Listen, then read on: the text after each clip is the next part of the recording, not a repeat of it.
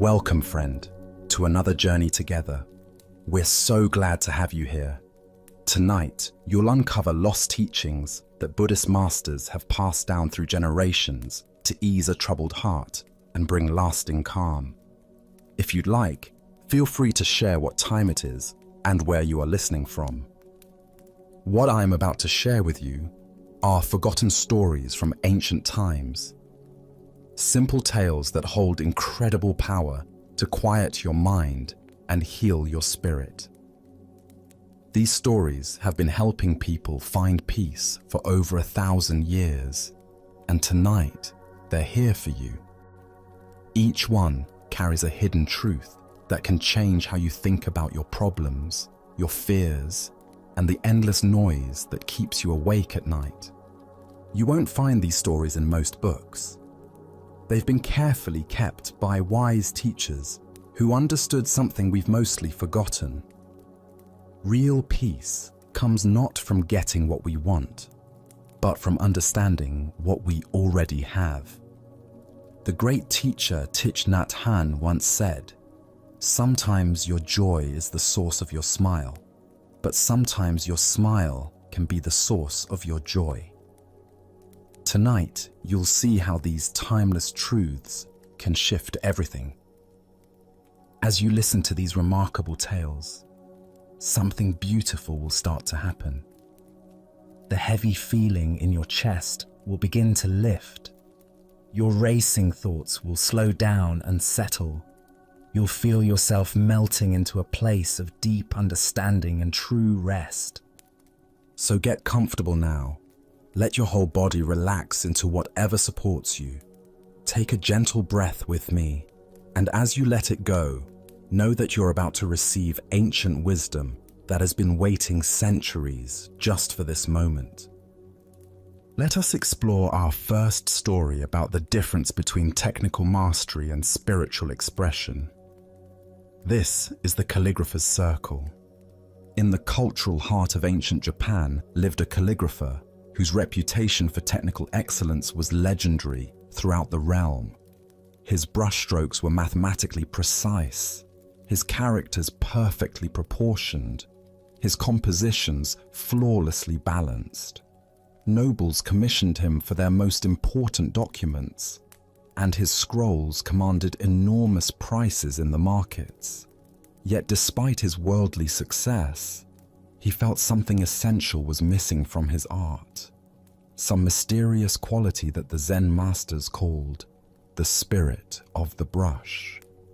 Determined to unlock this secret, he traveled to a remote mountain monastery to study with a renowned Zen master known for his own calligraphy. The master's work was prized not for its technical perfection, but for its spiritual power. Pieces that seemed to breathe with life, characters that conveyed meaning beyond their literal content.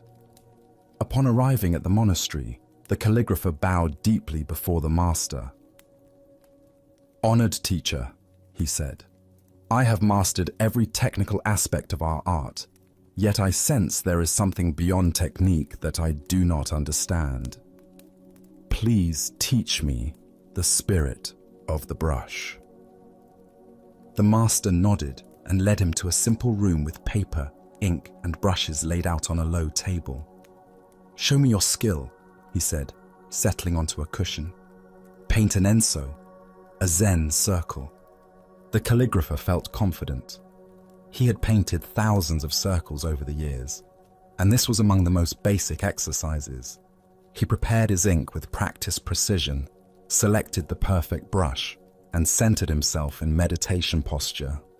With a single, controlled breath and a lifetime of training guiding his hand, he created a mathematically perfect circle. The line was consistent, the form precise, the closure exact. It was technically flawless.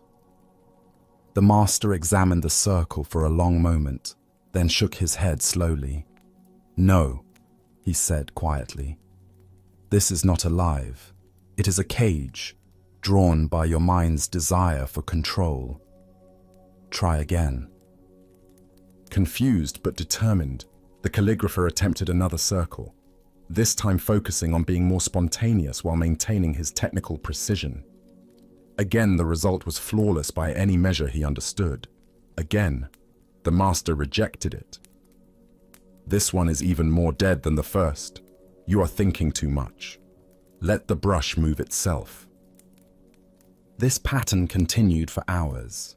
Circle after circle emerged from the calligrapher's brush, each one technically superior to anything most artists could produce, yet each one rejected by the master as lifeless, controlled, or dead. With each rejection, the calligrapher's frustration mounted. His usual confidence evaporated. His careful technique began to falter under the pressure of repeated failure. Finally, after dozens of attempts and growing exhaustion, the calligrapher's composure shattered completely. In a moment of total frustration and defeat, he slammed his brush down onto the paper with no thought of technique, control, or outcome. The result was a messy, splattered, incomplete circle, rough edges, uneven thickness, ink bleeding chaotically beyond intended boundaries. He threw the brush down in disgust and buried his face in his hands. "I cannot do it," he cried. "I will never understand what you seek."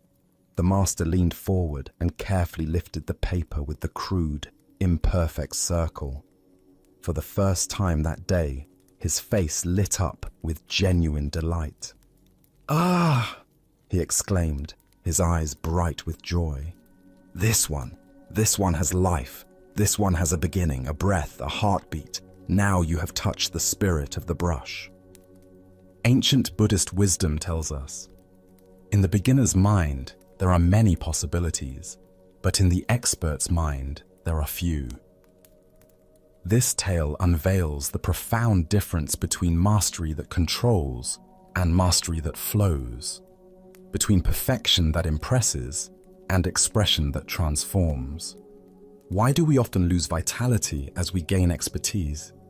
Zen Buddhism points to the subtle way that knowledge can become a prison. As we accumulate techniques, rules, and standards, we can become so focused on avoiding mistakes that we forget the purpose of our practice. Our desire for control gradually strangles the very life force we initially sought to express. The calligrapher's perfect circles represent every area of life where we prioritize technical correctness over authentic expression. Consider the musician so focused on playing every note perfectly that the music loses its soul. The speaker so concerned with saying the right words that their message loses its power. The parent so worried about perfect parenting that they miss opportunities for genuine connection with their child. This isn't an argument against skill or practice. Technical ability provides the foundation for expression. But somewhere in our development, we must learn to transcend technique, to use our skills in service of something larger, rather than being enslaved by them. The master wasn't teaching the calligrapher to be careless. He was showing him how to be free. Zen master Suzuki Roshi taught, "In the beginner's mind, there are many possibilities. In the expert's mind, there are few." The calligrapher's breakthrough came when his expertise finally cracked, allowing beginner's mind to emerge. In that moment of complete surrender, when all his careful control fell away, something authentic could finally express itself through him. Look at your own areas of expertise or competence. Where might your knowledge have become a constraint rather than a tool? Perhaps it's in parenting, where your accumulated wisdom about the right way prevents you from responding freshly to your child's unique needs. Maybe it's in your career, where your professional identity limits your willingness to take creative risks. Or in relationships, where your ideas about how love should look prevent you from loving the person actually in front of you. The Buddha said, "Empty your cup so that it may be filled. Become devoid to gain totality." The calligrapher's cup was so full of technique, knowledge, and identity as an expert that there was no room for the spirit to enter. Only when his expertise was exhausted could something alive emerge. This teaching invites us to hold our competence lightly, to remain beginners even as we develop mastery. True expertise includes the wisdom to know when to forget everything we know and respond freshly to the moment at hand. The most powerful speakers often say the words that surprise even them. The most moving artists create beyond their conscious understanding. The most effective leaders respond to situations their training never covered. Tonight, as you consider your own circles of expertise, can you find the courage to occasionally put down your perfect brush and allow something messier but more alive to emerge? What would happen if you approached familiar situations with beginner's mind, fresh eyes, and willingness to be surprised by what wants to express itself through you? As the Buddha taught, the finger pointing at the moon is not the moon. All our techniques, all our knowledge, all our perfect circles are merely fingers pointing toward the moon of direct experience. Sometimes we must stop looking at our pointing finger and lift our eyes to see what it's actually showing us. Let us explore a story about finding beauty in brokenness. This is the master's tea bowl.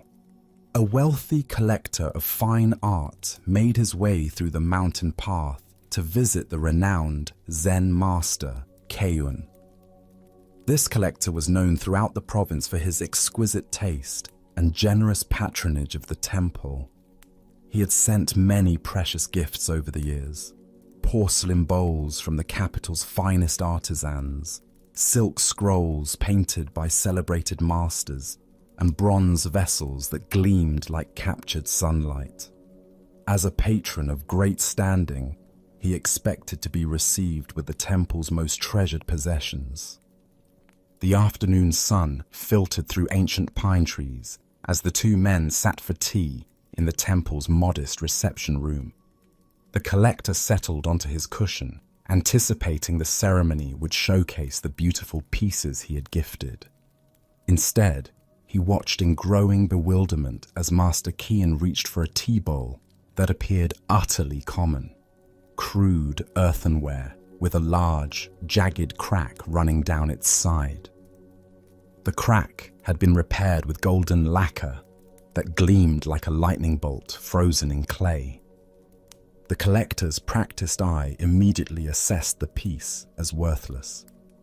"Master," he said, unable to conceal his dismay, "I have sent you gifts of the finest porcelain from the capital's most skilled craftsmen.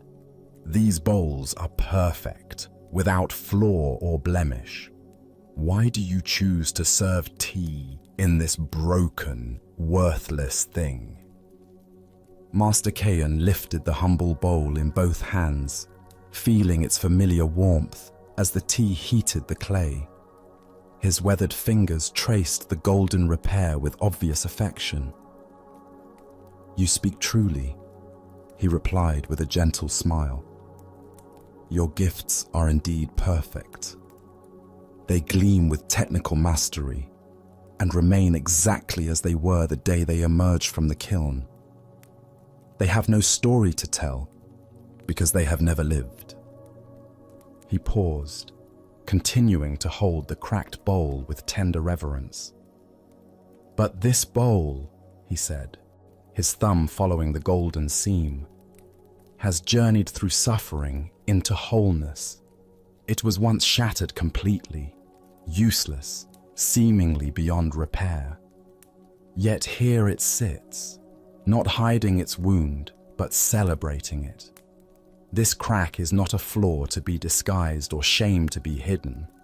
It is the map of its transformation, the proof of its resilience. It is more beautiful for having been broken." The collector looked across the room at his perfect unused bowls displayed pristinely on their shelf, then back at the warm, golden-veined vessel in the master's hands. For the first time, he found himself without words. The Buddha taught, It is in the darkest skies that stars are best seen. This ancient wisdom illuminates the profound truth that emerges from the story of the tea bowl. Our culture obsessively pursues perfection while viewing brokenness as failure. Yet Zen reveals that our wounds often become our greatest teachers, and our scars, our most beautiful features. Why do we instinctively hide our imperfections and celebrate only our polished achievements? Buddhism points to our conditioned mind's deep aversion to suffering and its equally strong attachment to idealized images of success. We learn early to present only our best selves, carefully curating our lives to appear flawless, while secretly carrying shame about our struggles, failures, and the times we've been broken. This tendency toward perfectionism creates a peculiar form of suffering.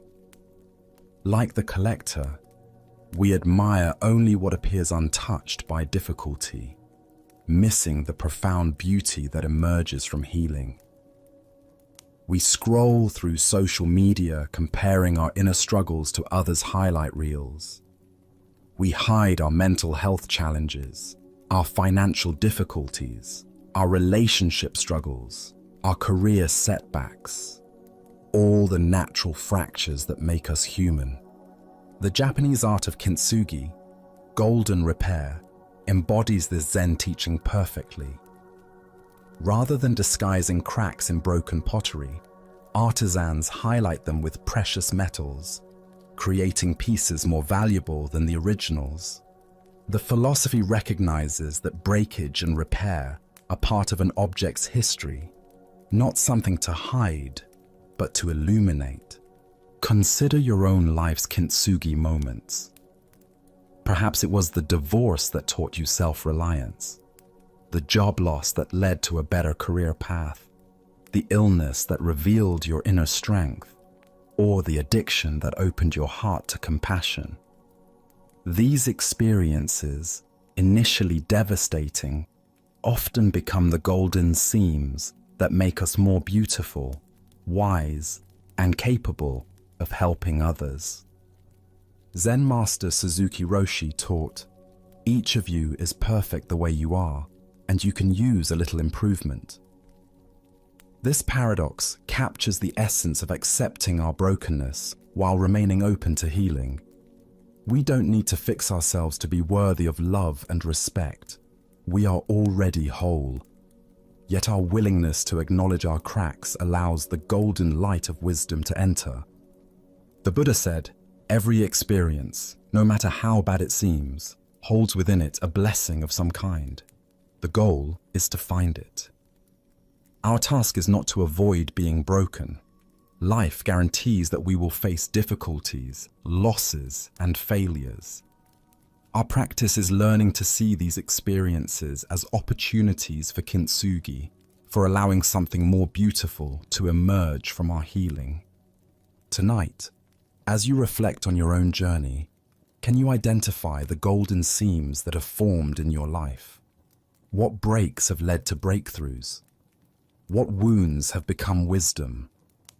Perhaps you can begin to see your imperfections not as flaws to hide, but as proof of your resilience, evidence that you have lived fully and healed courageously. As the Buddha taught, the lotus blooms most beautifully from the deepest and thickest mud. In embracing our brokenness, we discover the golden beauty that can only emerge from having been shattered and choosing to heal. Our next story reveals the weight we carry in our identities. This is the general's name. After decades of commanding armies and conquering territories, the great General Nobutada felt a profound emptiness despite his military glory. The battles that once thrilled him now felt hollow. The victories that once defined him now seemed meaningless. Having spent his entire adult life giving orders and being defined by his rank and achievements, he found himself yearning for something he couldn't name, a peace that had nothing to do with the absence of war. He had heard whispers of a Zen master named Soseki, who lived in a modest monastery high in the mountains. People spoke of this teacher's wisdom in hushed, reverent tones. After his final campaign, instead of returning to his grand estate, Nobutada decided to seek out this master, hoping to find the peace that had eluded him on every battlefield. He arrived at the monastery gates in full ceremonial regalia, his armor polished to mirror brilliance, his family crest displayed prominently on his chest. Decades of command had taught him that presence and authority opened doors, that his name carried weight throughout the realm. "I am General Nobutada," he announced to the small man sweeping leaves near the entrance, his voice carrying the tone of someone accustomed to immediate recognition and deference. "Conqueror of the Eastern Province, victor of the Battle of 10 Rivers, defender of the northern borders, I have come to learn the way of Zen." The master, a slight figure in simple robes, continued his sweeping for a moment before looking up. He offered a small bow, the kind one might give to any traveler. "Welcome, friend," Soseki said with gentle warmth. "The mountain path is dusty and the journey long. Please, leave your shoes here before entering." Nobutada straightened, his military bearing instinctively asserting itself. "I am a general of the realm, not a common traveler. Surely you recognize my name and rank." Master Soseki paused in his sweeping and studied the armored figure before him with kind, penetrating eyes. "That name sounds very heavy," he observed quietly. "And that armor must be quite hot in this warm weather. Perhaps you would be more comfortable leaving them here with your shoes. Inside these walls, you are simply a man who has traveled far and may be thirsty. Would you care for some tea?"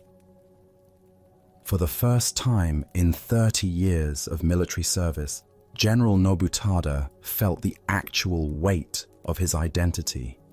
Not just the physical armor, but the invisible burden of constantly maintaining his image, his reputation, his carefully constructed sense of self. Standing before this simple man who showed no reaction to his titles or achievements, he experienced a strange lightness, as if he had been holding his breath for decades and could finally exhale. Slowly, uncertainly, he began to remove his armor. Each piece that fell away, the breastplate emblazoned with his victories, the ceremonial sword that had never left his side, the helmet that commanded instant respect, seemed to remove layers of tension he hadn't realized he carried. As he followed the master inside, barefoot and unadorned, he felt lighter than he had since childhood. Buddha's wisdom reminds us, you are not your thoughts, you are not your emotions, you are not your achievements. You are the awareness that observes them all. The heart of this lesson lies in understanding how completely we can become imprisoned by our own identities, wearing them like armor that protects us but ultimately weighs us down. Why do we cling so desperately to our roles, titles, and achievements? Zen Buddhism reveals that the ego mind constantly seeks to solidify itself through identification with external forms. We become the successful entrepreneur, the devoted parent, the respected professional, the spiritual seeker. And while these roles may serve important functions, problems arise when we mistake these temporary identities for our true nature. Consider how much mental energy you spend maintaining your various identities. At work, you may present yourself as competent and confident. With family, you might be the responsible caretaker. On social media, you curate an image of success or happiness. Each role requires its own armor, its own performance, its own careful maintenance. Like General Nobutada, we can become so identified with these roles that we forget who we are beneath them. This identity clinging creates a peculiar form of suffering. We become trapped by our own success, imprisoned by others' expectations, exhausted by the constant effort of maintaining our image. A CEO fears showing vulnerability. A parent feels guilty for having needs. A spiritual teacher struggles to admit confusion. We build elaborate personas and then become slaves to maintaining them. The Buddha taught, attachment is the root of suffering. This applies not only to material possessions, but to our attachment to who we think we are. When our sense of worth depends entirely on external recognition, achievements, or roles, we live in constant anxiety about maintaining and defending these identities. Zen practice invites us to periodically remove our armor and discover who we are underneath our roles and achievements. In meditation, we sit without titles, without status, without the elaborate story of our lives. We return to simple presence, breathing, aware, alive. This isn't about rejecting our responsibilities or achievements, but about not being imprisoned by them. Master Eckhart taught, the most powerful prayer, one well-nigh omnipotent, consists of only 2 words: thank you. When we can appreciate our roles and achievements without being defined by them, we discover tremendous freedom. We can be a general when leadership is needed, a student when learning is required, a parent when nurturing is called for, without any of these temporary roles becoming our permanent identity. Tonight, as you prepare for rest, what armor might you consciously set aside? What roles, expectations, or identities can you temporarily release?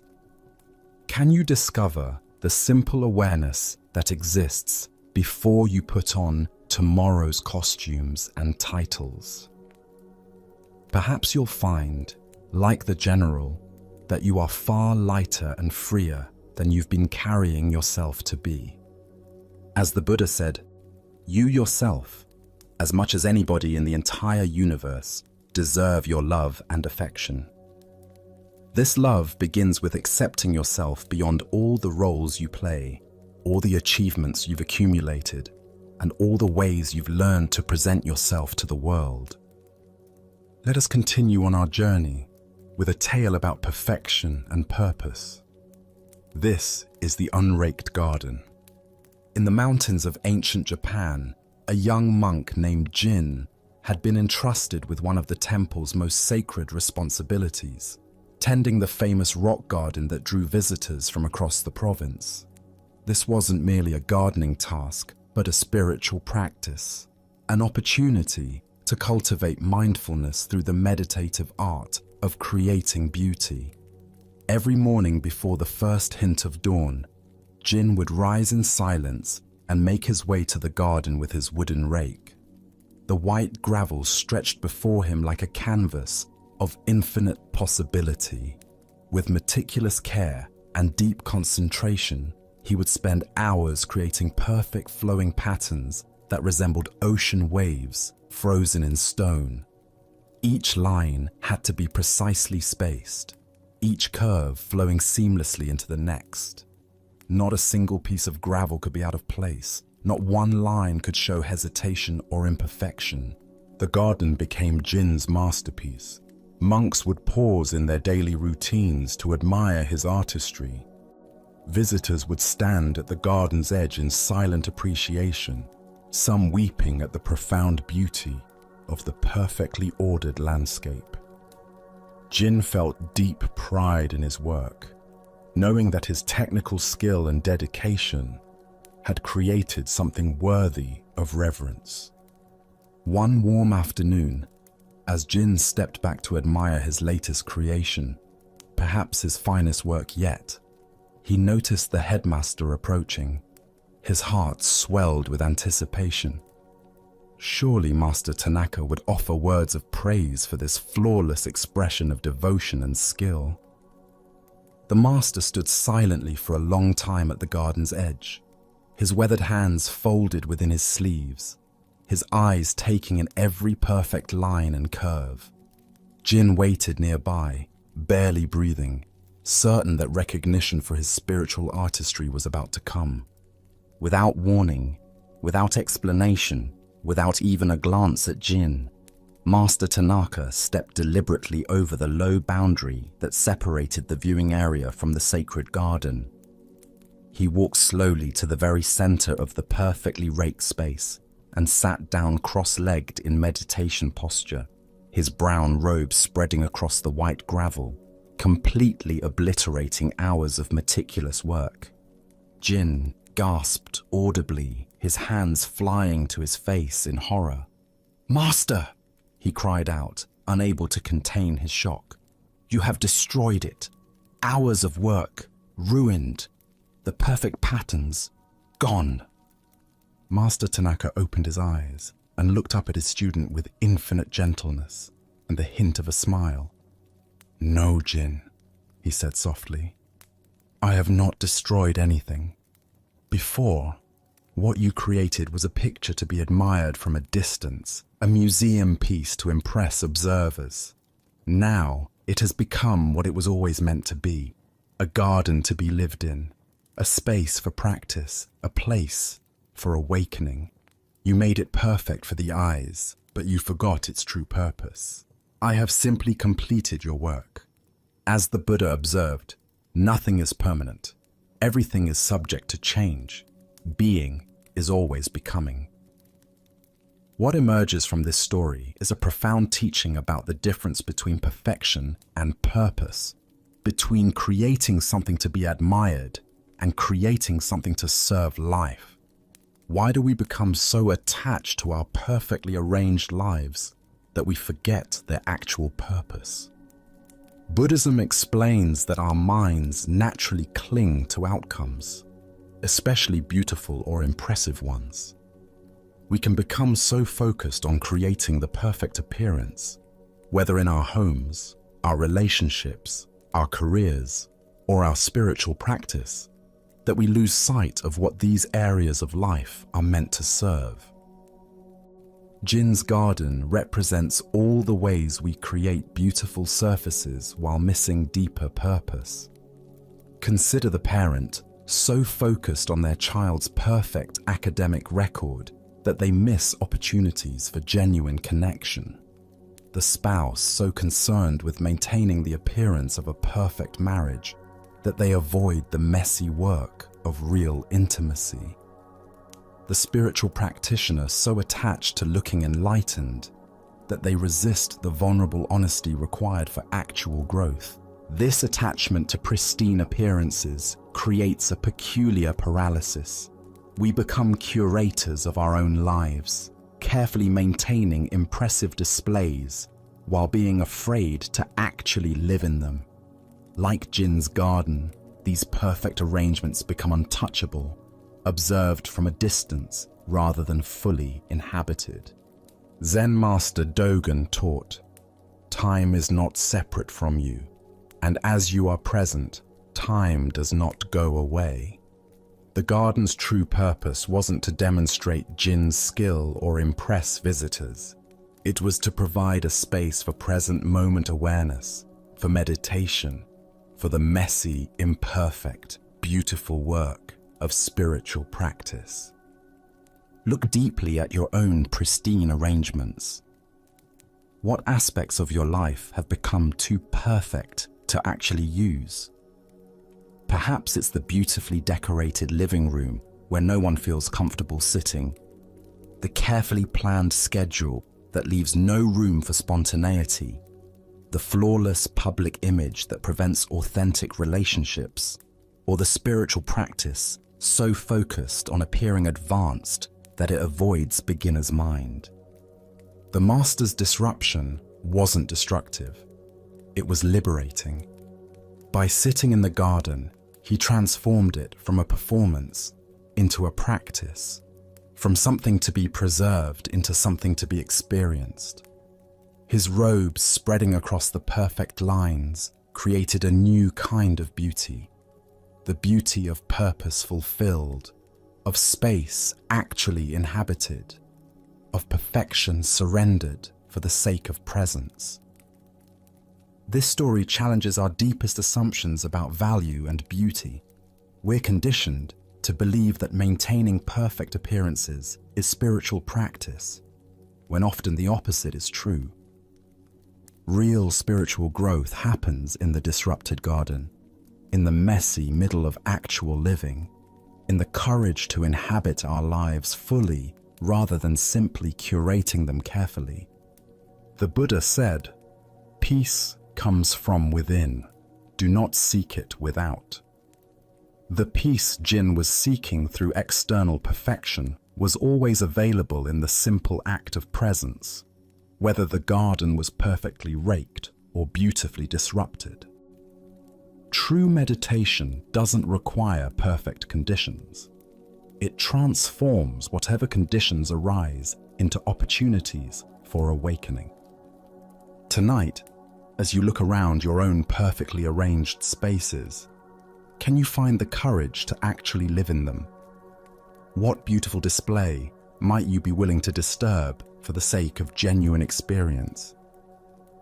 Perhaps you'll discover, like Jin, that the most profound beauty emerges not from untouchable perfection, but from the willingness to sit down fully in the middle of your life. As the Buddha taught, better it is to live one day seeing the rise and fall of things than to live 100 years without ever seeing the rise and fall of things. The garden's lines will be raked again tomorrow, but this moment's opportunity for presence is irreplaceable. As we continue our journey through the wisdom of Zen Buddhism, let us turn to a story about the source of our experience. This is the echo and the silence. A young boy lived with his grandmother in a small village, nestled in a valley surrounded by towering mountains. The child was naturally curious and loved to explore the world around him, discovering new wonders in the forests, streams, and rocky cliffs that formed his playground. One day, while wandering near the edge of a deep canyon that cut through the mountains, he made an exciting discovery. When he called out "hello" into the vast space, his voice came bouncing back to him from the canyon walls. "Hello!" Delighted by this magical phenomenon, he began experimenting with different sounds. "You are wonderful," he shouted, and the echo replied warmly, "You are wonderful." The boy clapped his hands and laughed as the sound returned to him multiplied and rich. For days, the boy returned to his special place to play with his echo friend. He would share jokes, sing songs, and tell stories, always receiving his own voice back, as if the canyon itself was talking to him. The echo became his constant companion, always agreeing with him, always responding with exactly what he wanted to hear. One afternoon, however, the boy arrived at the canyon feeling upset. Another child in the village had pushed him during play, and angry feelings burned in his chest. Instead of his usual cheerful greetings, he screamed into the canyon, "I hate you!" To his shock and terror, the echo screamed back, just as fiercely, "I hate you!" The boy's anger instantly transformed into fear. His echo friend had never spoken to him this way before. Confused and frightened, he ran home to his grandmother, tears streaming down his face. "Grandmother," he cried, "there's a mean person living in the canyon who hates me. He said terrible things to me." His wise grandmother listened carefully to his story, her weathered hands gently stroking his hair as he sobbed. When he finished, she took his hand. "Come," she said softly, "let me show you something." She led him back to the edge of the canyon, where the boy hung back nervously, afraid of encountering the angry voice again. But his grandmother simply stood at the cliff's edge in perfect silence. The wind moved through the trees. A bird called in the distance, but from the canyon came only peaceful quiet. After several minutes of this deep silence, she turned to her grandson. "Tell me, what did you hear?" "Nothing, grandmother," the boy whispered. "Just quiet." She nodded with infinite gentleness. "Exactly, my dear one. You see, you have been listening to the echo of your own voice and believing it was someone else speaking. When you called out with joy, joy returned to you. When you called out with anger, anger returned to you. But the canyon itself is neither joyful nor angry. It simply gives back what you offer it." She knelt down to meet his eyes. "The world is like this canyon, dear child. It reflects back to us what we send into it. When we approach life with kindness, we often find kindness reflected back. When we approach with anger or fear, these feelings echo back to us as well. But true peace doesn't come from trying to control what the world echoes back to us. It comes from understanding the silence that exists before we speak at all. The Buddha once said, "Hatred is never appeased by hatred in this world. By non-hatred alone is hatred appeased. This is a law eternal." The deeper teaching here shows us how completely we create our own experience through the quality of consciousness we bring to each moment. Why do we so often believe that our emotional reactions originate outside ourselves? Buddhism reveals that we live in a world of constant echoes, mistaking the reflection of our own mental states for objective reality. When we approach a situation with anxiety, we see threat everywhere. When we interact with others while feeling defensive, we perceive attack in neutral comments. When we move through our day expecting disappointment, we find evidence for our expectations at every turn. This echo effect operates at the subtlest levels of our experience. The hurried person encounters delays everywhere. The irritated driver seems to attract inconsiderate traffic. The lonely individual notices every instance of social rejection while missing opportunities for connection. Like the boy in the canyon, we often fail to recognize that we're hearing our own voice reflected back to us. Consider how this pattern manifests in your relationships. When you approach your partner with criticism, how do they typically respond? When you interact with your children from a place of stress and hurry, what energy do they reflect back? When you engage colleagues with suspicion or judgment, what kind of responses do you receive? The canyon of relationship is constantly echoing back the quality of consciousness we bring to it. This isn't about positive thinking or pretending that external circumstances don't matter. Real difficulties exist, genuine challenges arise, and other people certainly have their own patterns and reactions. But Zen practice reveals that our inner state profoundly influences how we perceive and respond to these external conditions, which in turn shapes how they respond to us. Thich Nhat Hanh taught, "If you want others to be happy, practice compassion. If you want to be happy, practice compassion." This wisdom points to the echo principle. The quality we emanate tends to be reflected back to us. But more importantly, the very act of emanating compassion transforms our own experience regardless of what returns. The grandmother's teaching about silence points to something even deeper than managing our echoes. In meditation, we discover the awareness that exists before thoughts, emotions, or reactions arise. This primordial silence is not the absence of experience, but the spacious presence in which all experience occurs. From this place of inner stillness, we can respond to life rather than merely echoing back its apparent provocations. The Buddha said, "Better than 1,000 hollow words is one word that brings peace." When we speak, and act from the silence of centered awareness rather than the noise of reactive emotion, our words carry a different quality entirely. They come not from our conditioning, but from our clarity, not from our fears, but from our wisdom. Tonight, as you prepare for rest, can you notice the echoes you've been creating and receiving throughout your day? Before tomorrow's first interaction, can you find a moment of silence?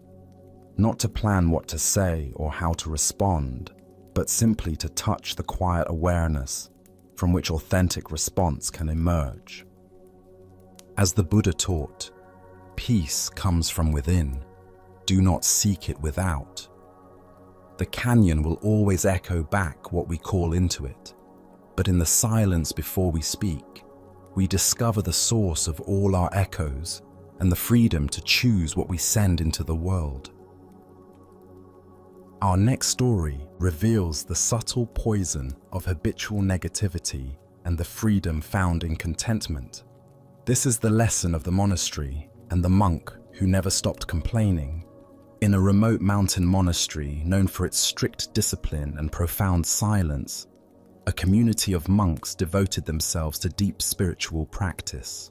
The monastery followed an ancient vow of silence, understanding that constant talking often distracts the mind from inner contemplation and genuine insight. For years at a time, the monks would practice in complete quiet, finding peace in the absence of unnecessary words. However, this particular monastery had one unusual tradition. Every 10 years, each monk was permitted to speak exactly 2 words to the head monk. This brief allowance acknowledged that sometimes practical concerns or spiritual insights might need to be communicated, while still maintaining the essential discipline of silence that supported their contemplative practice. One young monk entered this monastery with sincere intentions and dedicated himself to the demanding schedule of meditation, work, and study. But from the very beginning, he struggled with dissatisfaction. The simple accommodations felt uncomfortable, the plain food seemed inadequate, and the rigorous schedule challenged his preferences at every turn. After his first 10 years of practice, he went to the head monk for his permitted communication. The elder looked at him with kind, expectant eyes, ready to hear whatever wisdom or insight the decade of silent practice might have produced. "Bed hard," the monk said, using his 2 precious words to express his primary complaint about the sleeping arrangements. "I see," the head monk replied gently, making note of the comment, but offering no judgment or solution. The monk returned to his silent practice, but his dissatisfaction only seemed to deepen over the next decade. Instead of using the years to cultivate acceptance and inner peace, he spent his time dwelling on various discomforts and inadequacies he perceived in the monastery's provisions. His meditation became increasingly agitated as his mind rehearsed complaints he couldn't voice. When his second opportunity to speak arrived after another 10 years, he again approached the head monk. The elder greeted him with the same patient attention, curious to see how 2 more decades of practice might have influenced the monk's perspective. "Food stinks," the monk declared, using his allocated words to express his ongoing dissatisfaction with the simple vegetarian meals provided by the community. "I see," the head monk responded with unchanged equanimity, observing this second expression of complaint without surprise or criticism. Another 10 years passed, during which the monk's internal negativity continued to grow. Instead of finding freedom through spiritual practice, he had used 3 decades to perfect the art of mental complaining. His silent years were filled not with peace and insight, but with constant internal criticism of his circumstances. When his third opportunity for speech arrived, the monk appeared before the head monk with obvious agitation. 3 decades of accumulated dissatisfaction had finally reached its breaking point.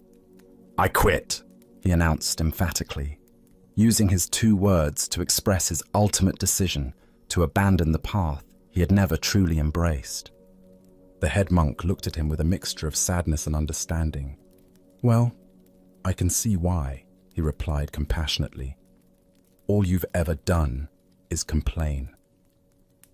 The Buddha taught, "We are what we think.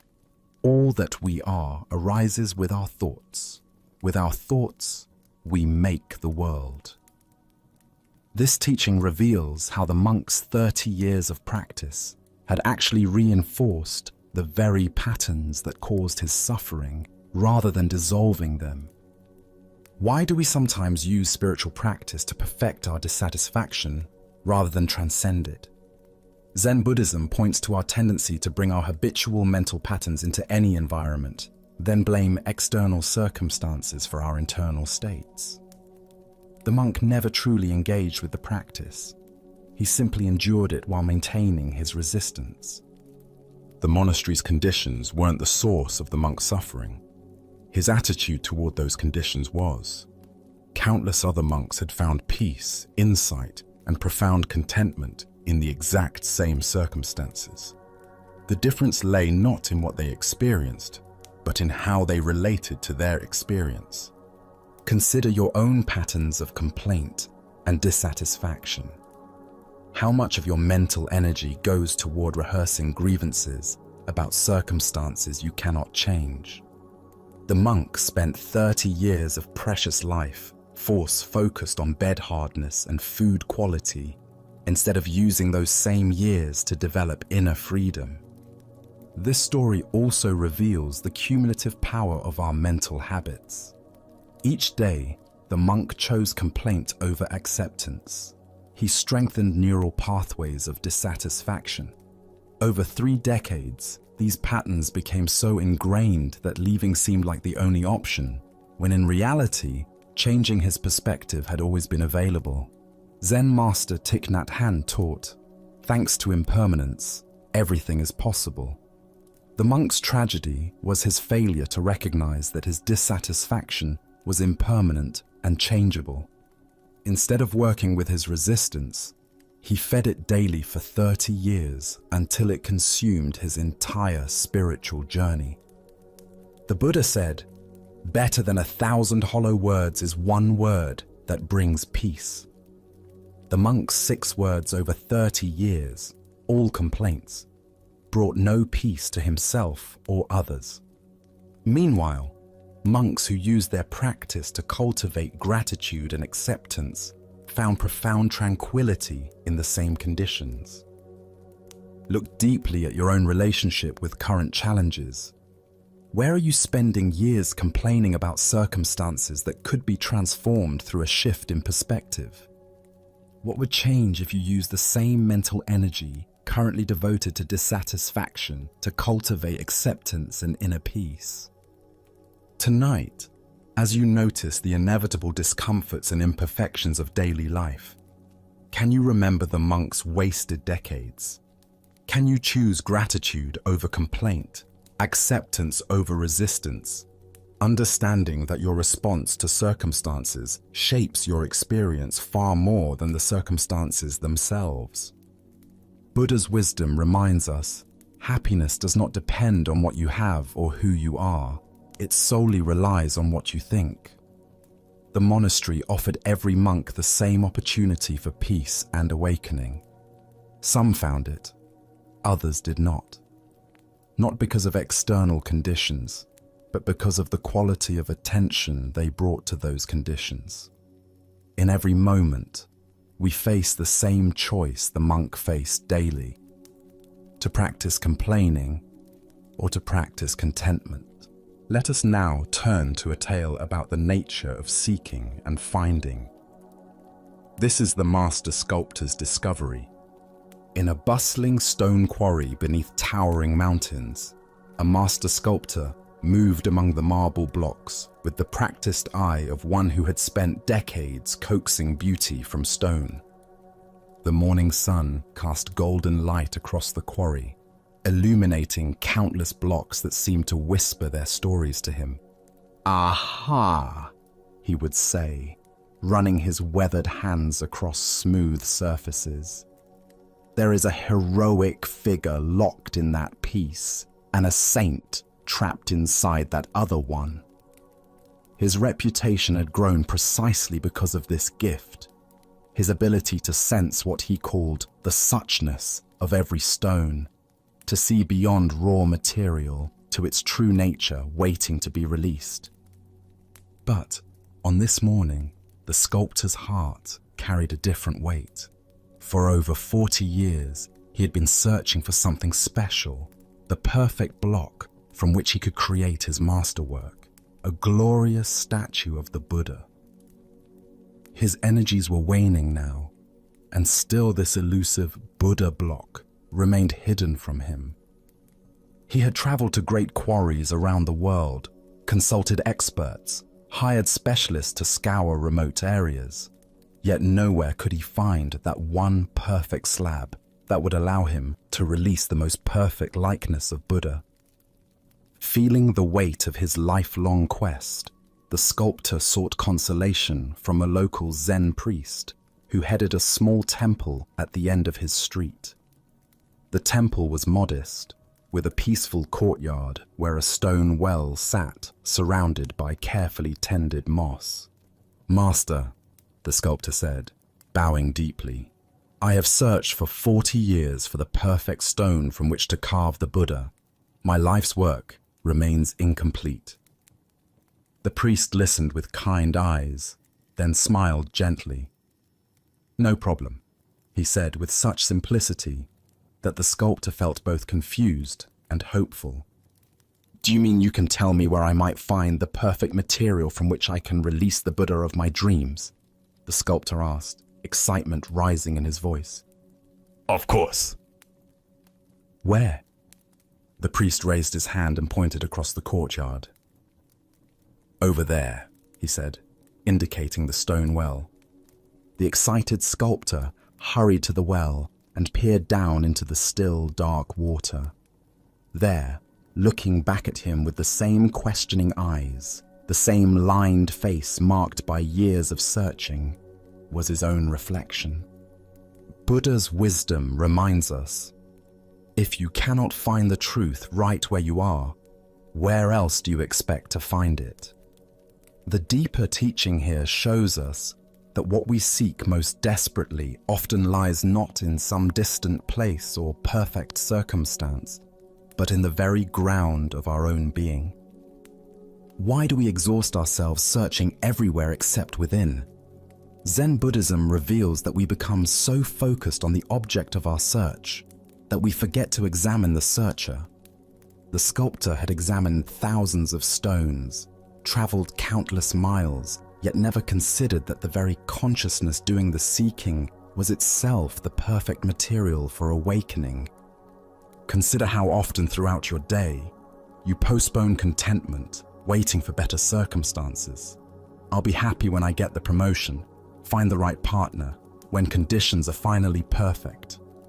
This is seeking the Buddha block everywhere, except in the reflection looking back at us right now. Zen Master Huangpo taught, "Your everyday mind, that is the way." The sculptor's profound realization wasn't that he needed to become something different, but that he needed to recognize what he already was. The perfect material for expressing Buddha nature isn't found in external circumstances, but in the awareness that recognizes, seeks, and creates. The well represents the still point within consciousness, where seeking ends and finding begins. When we stop looking outward and peer into the depths of our own awareness, we discover that the one who seeks and the sought are the same. In Zen practice, we speak of original face, the essential nature that exists before conditioning. This original face isn't hidden in some special place.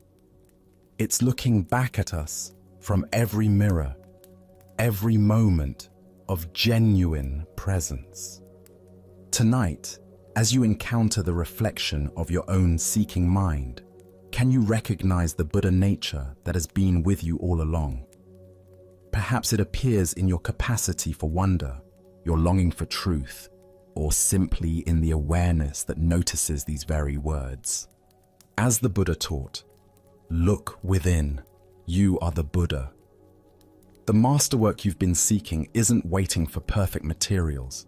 It's waiting for the recognition that the artist, the art, and the awareness that appreciates beauty are all expressions of the same essential nature. Let us continue on our journey through the wisdom of Zen Buddhism with a story about the phantoms we create with our own minds. This is the tale of the haunting that was no haunting at all.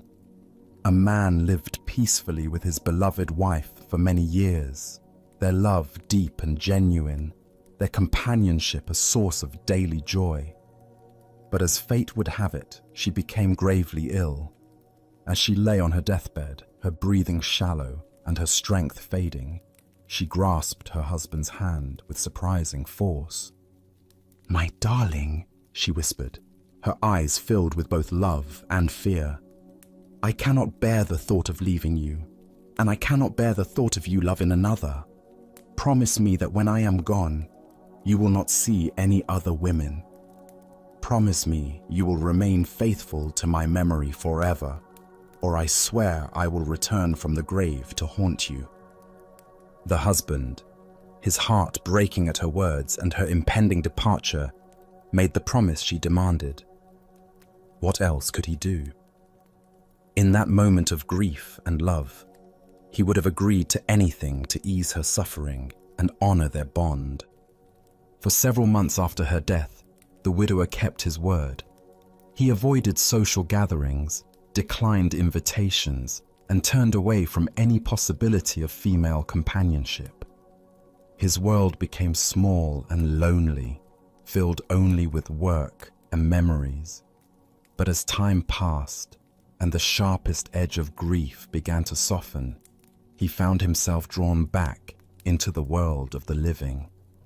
It was at a local market that he met her, a kind woman with gentle eyes and a warm smile. Despite his promise to his deceased wife, he found himself drawn to this new person. Conversations led to friendship. Friendship deepened into affection.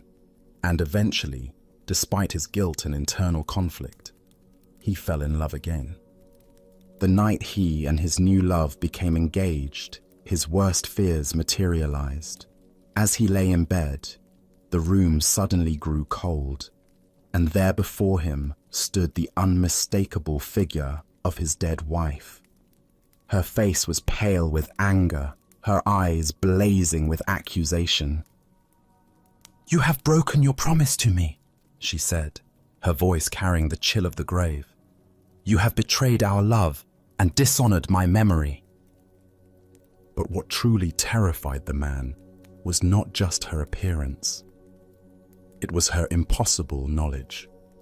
Night after night, she would return to torment him, recounting in perfect detail everything that had transpired between him and his fiancée. She would repeat their conversations word for word, describe their private moments, reveal their most intimate exchanges. Nothing remained hidden from this ghostly presence. The haunting became so intense that the man could no longer sleep.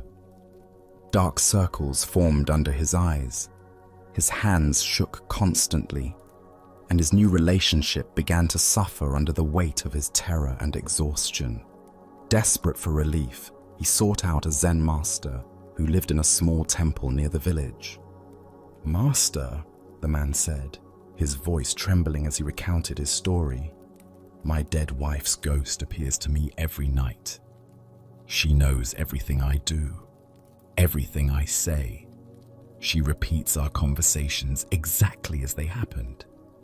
I am being driven to madness."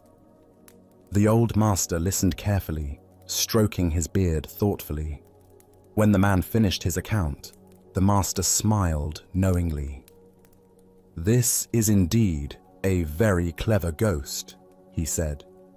"You should admire such supernatural wisdom. But I will tell you exactly what to do when she appears tonight." That evening, as the room grew cold and the familiar figure materialized, the man followed the master's instructions precisely.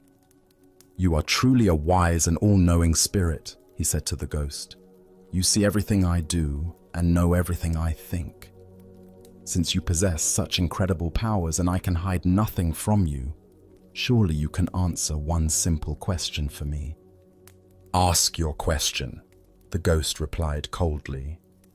The man reached down to a large bag of beans that sat near his bedside table. He scooped up a handful and held his closed fist toward the apparition. "Tell me exactly how many beans I am holding in my hand right now." The ghost opened her mouth to speak, but no words came. Her form began to waver, becoming translucent around the edges. For the first time since her appearances began, she looked uncertain, even confused. I cannot," she stammered, and then, like morning mist touched by sunlight, she simply vanished. The ghost never returned again, and the man was finally free to live his life in peace.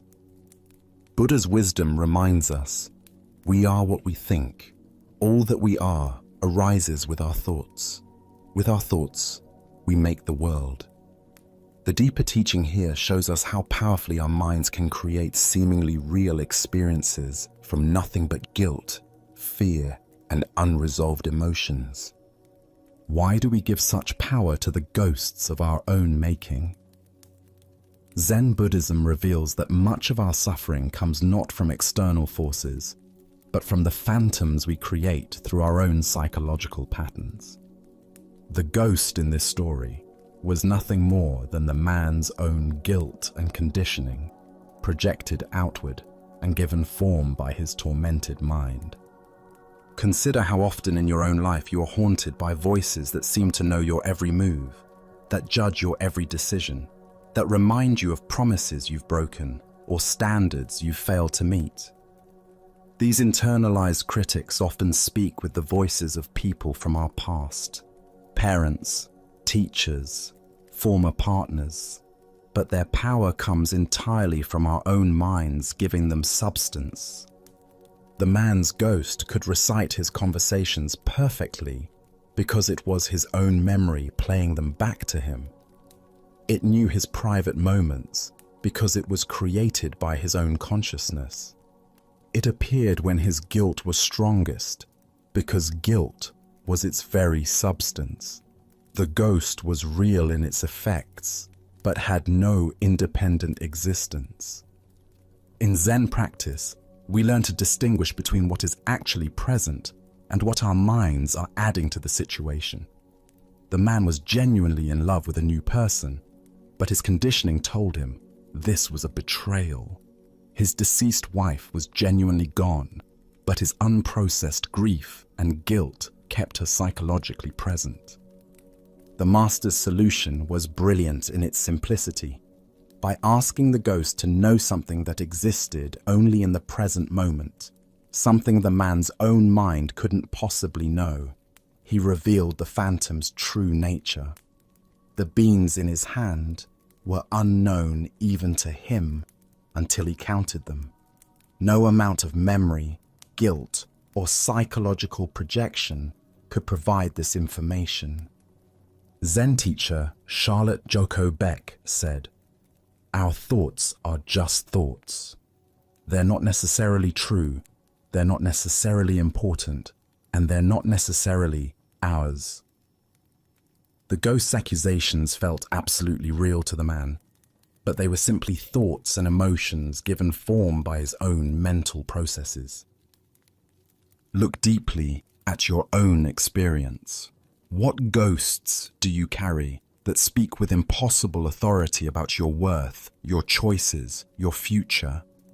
Often these voices claim to know things they cannot possibly know, what others really think of you, what will happen if you take risks, whether you deserve happiness or love. The Buddha taught, the mind is everything. What you think you become. When we understand that we are constantly creating our experience through the stories we tell ourselves, we begin to see that we also have the power to question these stories, to test their validity, to challenge their authority over our lives. Tonight, as you notice the familiar voices of self-doubt, guilt, or fear arising in your mind, can you remember the man and his handful of beans? Can you find the courage to ask these internal critics to prove their supernatural knowledge by answering questions they cannot possibly answer? Can you recognize that the very thoughts that seem to know everything about you actually know far less than they claim? As the Buddha observed, doubt everything, find your own light. The ghosts that haunt us lose their power the moment we stop feeding them with our belief, the moment we see them for what they truly are, not supernatural visitations, but creations of our own minds that can be dissolved as easily as they were formed. Let us continue on our journey with a story about the intensity required for genuine spiritual awakening. This is the tale of the drowning lesson. Beside a crystal clear mountain river where water flowed over smooth stones with the endless song of moving current, a hermit had established his practice. For years, he had lived in solitude, finding in the rhythm of flowing water and changing seasons a perfect mirror for the movements of his own consciousness. One morning, as golden sunlight filtered through the canopy and the air carried the fresh scent of mountain laurel, a young man approached the hermit's simple dwelling. The seeker had traveled far, his clothing dusty from the journey, his face earnest with spiritual longing. "Master," the young man said, bowing respectfully, "I wish to become your disciple." The hermit looked up from his contemplation, studying the newcomer with eyes that had grown accustomed to reading the subtle signs of genuine versus superficial spiritual interest. "Why?" the hermit replied simply. The young man paused, considering his answer carefully. "Because I want to find God," he said finally, believing this to be the most noble response. What happened next took the seeker completely by surprise. Without warning, the hermit sprang to his feet, grabbed the young man by the scruff of his neck, and dragged him toward the river. Before the stunned visitor could protest, he found himself being pushed into the clear, cold water. The hermit's strong hands forced the young man's head beneath the surface and held him there. Panic set in immediately. The seeker's lungs began to burn as his oxygen depleted. He kicked and struggled with increasing desperation, his arms flailing as he fought to break free. Every second felt like an eternity as his body screamed for air. Nothing existed except the urgent, overwhelming need to breathe. After what seemed like a lifetime but was probably only a minute, the hermit finally pulled the gasping young man up out of the water. The seeker coughed violently, water streaming from his nose and mouth as he struggled to fill his lungs with precious air. His entire body shook from cold, shock, and the aftermath of near drowning. When his breathing finally normalized, the hermit spoke again, his voice carrying a different quality, still gentle, but charged with unmistakable intensity. "Tell me," he said, watching the young man's face carefully, "what did you want most of all when you were underwater?" The answer came without hesitation, raw and honest. "Air." The hermit nodded slowly, satisfied that his lesson had found its mark. "Very well," he said. "Go home and come back to me when you want God as much as you just wanted air." Without another word, the hermit turned and walked back to his place of meditation, leaving the dripping, shaken young man to contemplate the profound teaching he had just received. Buddha's wisdom reminds us, thousands of candles can be lighted from a single candle, and the life of the candle will not be shortened. Yet this wisdom must be ignited by genuine spiritual fire, not merely intellectual interest. The hermit's dramatic teaching illuminates the difference between casual spiritual curiosity and the total commitment that authentic awakening requires. What emerges from this story is recognition that spiritual seeking demands the same intensity and urgency we naturally bring to physical survival. The young seeker thought he wanted God, but his desire was still within the realm of preference rather than necessity. He wanted spiritual awakening as an addition to life rather than as life itself. Why do we approach spiritual development with tentative commitment? First is our attachment to comfort and the familiar. Genuine transformation requires letting go of who we think we are, which the ego experiences as death. Second is our misunderstanding of what spiritual seeking entails. Popular culture presents awakening as a pleasant expansion, but traditional teachings describe it as a dismantling of illusion. Third is our tendency to compartmentalize spirituality as one area among others, rather than a complete reorientation of our relationship to existence. Consider how this plays out in contemporary seeking. We collect techniques like trophies, jumping from meditation retreats to healing workshops to consciousness conferences, accumulating experiences without allowing any single practice to fundamentally transform us. We want the insurance policy of spiritual development without paying the premium of total dedication. The drowning experience represents what mystics call the dark night of the soul, moments when our usual sources of identity and security are stripped away. In such moments, we discover what we truly value most deeply. This is the quality of desire that spiritual awakening requires. Zen teacher Charlotte Joko Beck wrote, "Practice is not about achieving some special state. Practice is about being willing to die to who you think you are." The hermit's lesson brought the young seeker face to face with this death-like quality of authentic spiritual work. This intensity doesn't mean spiritual practice should be grim. Rather, it means bringing the same passionate engagement to inner development that we naturally bring to whatever we value most deeply. A musician practicing for Carnegie Hall, a scientist pursuing a breakthrough, all demonstrate the focused dedication that spiritual awakening requires. The river represents the flow of ordinary consciousness, where we spend most of our time skimming along the surface. Being pushed underwater symbolizes the necessity of going deeper into the unconscious patterns that actually govern our lives. This depth work requires the same survival level intensity the seeker experienced when deprived of air. Tonight, as you consider your own spiritual aspirations, can you honestly assess the quality of your desire? Is your seeking driven by curiosity and preference, or by necessity? What would it mean to want truth as much as you want your next breath? As the Buddha taught, the way is not in the sky, the way is in the heart.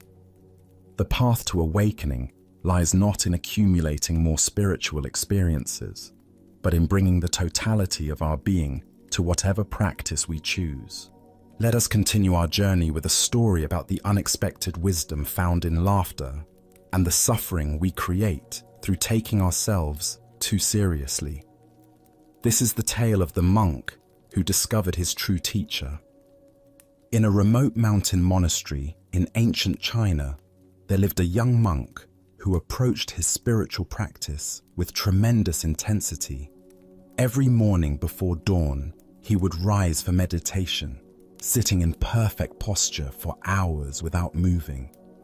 He studied the Buddhist texts with scholarly precision, memorizing sutras and debating philosophical points with fierce concentration. His fellow monks often remarked on his seriousness and dedication to the Dharma. One crisp autumn morning, while studying a particularly complex passage about the nature of emptiness, the young monk encountered something that completely baffled him. The text seemed to contradict everything he thought he understood about Buddhist philosophy. The words appeared clear enough individually, but their meaning together seemed to dissolve into paradox the moment he thought he grasped it. Determined to understand, he carefully marked the passage and made his way to the master's quarters. The old teacher sat in his simple room, sunlight streaming through paper windows, creating patterns of light and shadow on the wooden floor. "Venerable master," the monk said, bowing deeply, "I have encountered a teaching that I cannot comprehend. Could you please illuminate its meaning for me?" He recited the passage with careful precision, explaining his confusion and the various interpretations he had considered. The master listened attentively, nodding occasionally, his expression thoughtful and engaged. When the young monk finished his earnest explanation, something unexpected happened. The master's face suddenly broke into a broad smile, then quiet chuckling, and finally erupted into hearty, uncontrollable laughter. His whole body shook with mirth, tears streaming down his weathered cheeks. The monk stood frozen, completely bewildered. This was not the response he had anticipated. Where he expected profound wisdom and careful explanation, he found only laughter. The master's amusement seemed to fill the entire room, echoing off the walls and growing even more intense. Without offering any explanation, the master stood up, still laughing, and walked out of the room, leaving the young monk alone with his confusion and growing distress. For the next 3 days, the monk could think of nothing else. The master's inexplicable laughter haunted him constantly. He barely touched his meals, his meditation was scattered and unfocused, and sleep came only in brief, restless intervals. The question consumed him entirely. Why had his sincere spiritual inquiry been met with such puzzling amusement? Other monks noticed his distressed state, but his responses to their concerns were vague and troubled. He felt humiliated, confused, and increasingly agitated. Had the master been mocking his understanding? Was his question somehow foolish? Did his years of dedicated practice mean nothing? Finally, unable to bear the torment any longer, he returned to the master's room. This time, he didn't bow or recite passages. Instead, he spoke directly from his heart. "Master, for 3 days I have been deeply disturbed by your reaction to my question. I cannot eat, sleep, or meditate properly. Please tell me, why did you laugh at my sincere seeking? Have I done something wrong?" The master's expression became gentle and compassionate. He gestured for the young monk to sit beside him, then spoke with quiet clarity. "Monk, do you know what your problem is?" the master asked kindly. "Your problem is that you are worse than a clown." The words hit the young monk like a physical blow. His eyes widened in shock and dismay. "Venerable sir, how can you say such a thing? How can I be worse than a clown? I have dedicated my life to spiritual practice, to understanding the Buddha's teachings. I have sacrificed worldly pleasures and pursued wisdom with complete sincerity. How can you compare me to a mere entertainer?" The master smiled warmly and explained, A clown's greatest joy comes from making people laugh. When others laugh, the clown feels fulfilled and happy. His entire purpose is to bring lightness and joy to the world. But you, when another person laughs, you feel disturbed, upset, and tormented. Tell me, are you not worse than a clown? At these words, understanding dawned like sunrise breaking through clouds. The young monk saw immediately how his attachment to being taken seriously had created his suffering. He had been so invested in his image as a dedicated practitioner that he couldn't receive the master's joy. The laughter hadn't been mockery. It had been pure delight at the beauty of the Dharma expressing itself through paradox. In that moment of recognition, the monk began to laugh. First quietly, then with growing freedom and joy. He laughed at his own seriousness, at his attachment to understanding, at the beautiful absurdity of seeking enlightenment so grimly. His laughter joined with the master's from 3 days earlier, and in that shared joy, understanding flowered naturally. As the Buddha observed, if you light a lamp for somebody, it will also brighten your path. The heart of this lesson lies in recognizing how our reactions to others reveal the state of our own minds. Why do we become disturbed when others express joy in ways we don't understand? Zen Buddhism points to several patterns that create this type of suffering. First is our attachment to being understood and validated. The young monk's disturbance stemmed not from the master's laughter itself, but from his need for his question to be received with the seriousness he felt it deserved. Second is our identification with our spiritual image. When we become attached to being seen as sincere seekers, dedicated practitioners, or wise students, we lose the spontaneity and openness that allows genuine learning. The monk's investment in his identity as a serious practitioner made him unable to receive the teaching that was being offered through laughter. Third is our limited understanding of how wisdom can be transmitted. We expect spiritual teaching to arrive in familiar forms, solemn explanations, careful analysis, traditional formats. But enlightenment often comes through unexpected doorways. A master's laughter, a child's innocent question, the sound of a bell, or a moment of complete ordinariness. Consider how often we miss teachings because they don't match our expectations. Perhaps someone's casual comment contains exactly the insight we need, but we dismiss it because the person seems less knowledgeable than us. Maybe life presents us with lessons through situations we find annoying or people we consider frivolous. Zen teacher Suzuki Roshi said, "In the beginner's mind, there are many possibilities, but in the expert's mind, there are few." The young monk's expertise had become a barrier to learning. His certainty about how spiritual teaching should look prevented him from receiving the profound lesson being offered through unexpected laughter. The story points us toward a fundamental question. Are we seeking understanding, or are we seeking to be understood?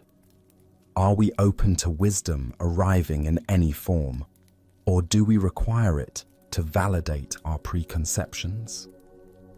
The master's laughter was a teaching about the joy inherent in the Dharma itself, the playful, spontaneous, beyond logic nature of awakened understanding. Tonight, as you encounter responses from others that don't match your expectations, can you remember the monk's revelation? Perhaps someone's laughter when you expected seriousness, their casualness when you hoped for depth, or their joy when you felt the situation called for gravity might contain teachings you haven't yet recognized. Buddha spoke of this when he said, "Thousands of candles can be lighted from a single candle, and the life of the candle will not be shortened. Happiness never decreases by being shared." The master's laughter was not diminishing the Dharma, but celebrating its inexhaustible joy, a joy the monk discovered he could share rather than resist. Let us now explore a story about acceptance, natural cycles, and what true prosperity means. This is the teaching of the rich man and the master's blessing. A wealthy merchant had built a vast fortune through years of shrewd business dealings and careful investments. His family owned multiple properties, controlled trade routes, and wielded considerable influence throughout the region. As he aged, the merchant became increasingly concerned about ensuring his family's continued prosperity long after his death. Having heard of a renowned Zen master whose wisdom was said to transcend ordinary understanding, the merchant decided to commission something special. He approached the master with a request that seemed both generous and practical. "Master," he said, bowing respectfully while displaying his finest robes and jewelry, "I would like to commission you to write something profound that will encourage the prosperity of my family for generations to come, something that my descendants can treasure and draw inspiration from long after I am gone. Money is no object. I simply want the most powerful blessing you can provide." The master listened quietly to this request, observing the merchant's obvious wealth and the sincere concern he felt for his family's future. After a moment of contemplation, he nodded his agreement and asked for a large piece of the finest paper. The merchant watched eagerly as the master prepared his brush and ink with ceremonial care. He expected elaborate calligraphy, perhaps ancient wisdom about accumulating wealth, or powerful mantras that would ensure his family's continued success in business and life. The master's reputation suggested that whatever he wrote would be both beautiful and profound.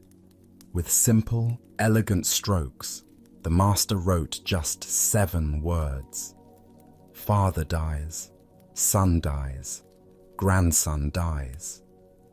When the merchant read what had been written, his face flushed red with anger and disbelief. This was not at all what he had expected or requested. "Master!" he exclaimed, his voice rising with indignation. "I asked you to write something that would bring happiness and prosperity to my family for generations. Instead, you give me this depressing message about death. Why do you give me something so depressing like this?" The master looked at him with calm, compassionate eyes and began to explain the deeper meaning behind what might appear to be a morbid prediction. "Consider carefully what I have written," the master said gently. "If your son should die before you, this would bring unbearable grief to your family. Parents are not meant to outlive their children. Such loss creates a wound that never fully heals. If your grandson should die before your son, this too would bring tremendous sorrow to your family and disrupt the natural flow of life." The merchant began to listen more carefully, sensing there was something deeper in the master's words than he had initially understood. "But if your family continues, generation after generation, with each death occurring in the natural order I have described, this represents the ideal course of life. This is the pattern that brings the least suffering and the greatest harmony. This natural succession, where each generation has time to live fully before passing responsibility to the next, is true happiness and genuine prosperity. As the Buddha taught, of all things, impermanence is the most sacred. This ancient wisdom illuminates why accepting the natural order of life and death creates more genuine peace than any accumulation of material wealth ever could. Why do we resist the fundamental reality that all things, including our own lives, and those of our loved ones are temporary. Zen Buddhism reveals that much of our suffering comes from fighting against impermanence rather than finding peace within its natural rhythms. The merchant's initial understanding of prosperity was limited to material accumulation, wealth, property, and influence that could be passed down through generations. But the master pointed to a deeper form of prosperity, the blessing of a family that experiences life and death in harmony with natural order rather than in tragic disruption of it. Consider how different our relationship to mortality becomes when we see death not as failure or tragedy, but as the natural conclusion of a life fully lived. The Master's blessing wasn't morbid. It was recognition that the greatest gift we can wish for our families is that each generation has the opportunity to live completely before making way for the next. This teaching also reveals the limitation of trying to control the future through accumulation of resources. The merchant wanted to ensure his family's prosperity through external means, but the master suggested that true prosperity comes from accepting life's fundamental conditions rather than attempting to transcend them. In our modern context, we often measure family success by material legacy, the wealth we leave behind, the properties we pass down, the financial security we provide. But how often do we consider the emotional and spiritual legacy of a family that understands and accepts life's natural rhythms? The Buddha said, "All conditioned things are impermanent. Strive on with diligence." This teaching reminds us that even while we work diligently to create good conditions for ourselves and our loved ones, the ultimate prosperity comes from understanding and accepting the temporary nature of all achievements. Look deeply at your own hopes and fears for your family's future. How much energy goes toward trying to control outcomes that are ultimately beyond our control? What would it mean to wish for your loved ones not immunity from life's natural processes, but wisdom and acceptance in meeting them?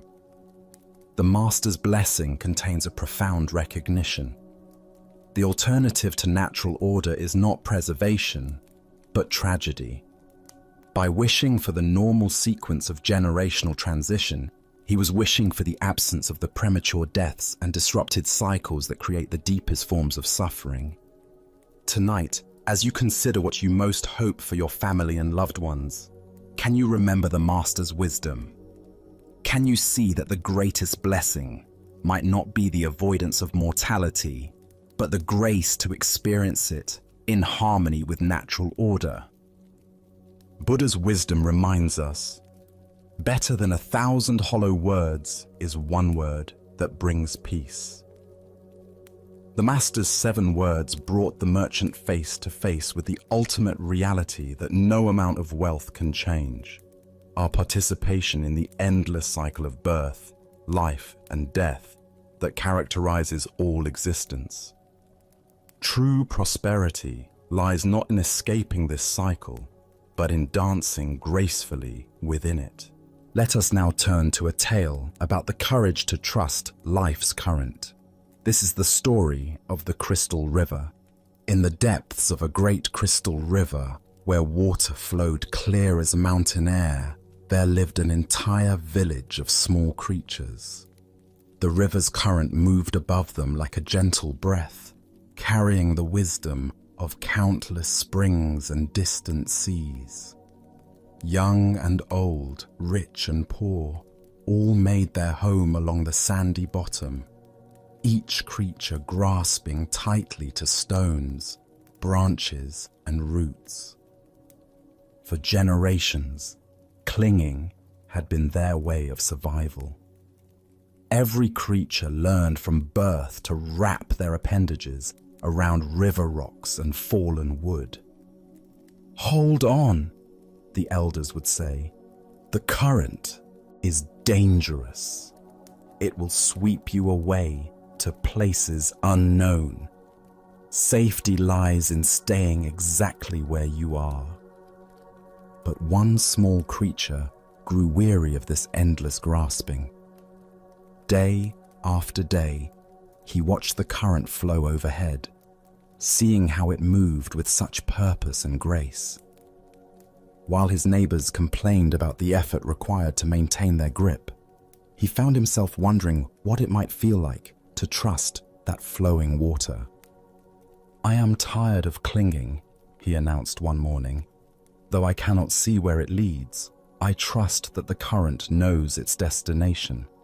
I shall let go and allow it to carry me where it will, for I fear that if I continue clinging, I shall die of boredom before I ever truly live." The other creatures gasped in horror. "Fool!" they cried. "Let go, and that current will tumble you mercilessly across the rocks below. You will be battered and broken, dying far more quickly than any boredom could kill you." But the small creature had made his decision. Taking one last look at his neighbors, he released his grip on the familiar stone. Immediately, the current seized him, and just as the others had predicted, he was tumbled and tossed across the rocky bottom. His small body struck stone after stone, each impact bringing pain he had never experienced while safely clinging. Yet something remarkable began to happen. As the creature continued to surrender to the current's power, refusing to grab for new anchors despite his pain, the water gradually lifted him higher from the dangerous bottom. The tumbling ceased. The rocks could no longer reach him. Now he flowed with the current itself, no longer fighting its direction, but becoming one with its movement. As he traveled downstream, creatures in distant parts witnessed something they had never seen. Here was one of their own kind, yet he appeared to be flying through the water, moving with the elegant power of the current itself. "See a miracle!" they called out. "A creature like ourselves, yet he soars. Surely he is the Messiah, come to save us all." The flowing creature heard their cries and felt compassion for their misunderstanding. "I am no more Messiah than any of you," he called back. "The river delights in lifting us all free, if only we dare to let go. Our true work is not clinging to the bottom, but embracing this voyage, this grand adventure of trust and flow." But the creatures only cried louder, "Savior, Savior!" Even as they spoke, they tightened their grips on rocks and roots. They watched until he disappeared around a bend, then began weaving legends about the miraculous Savior who had briefly graced their village.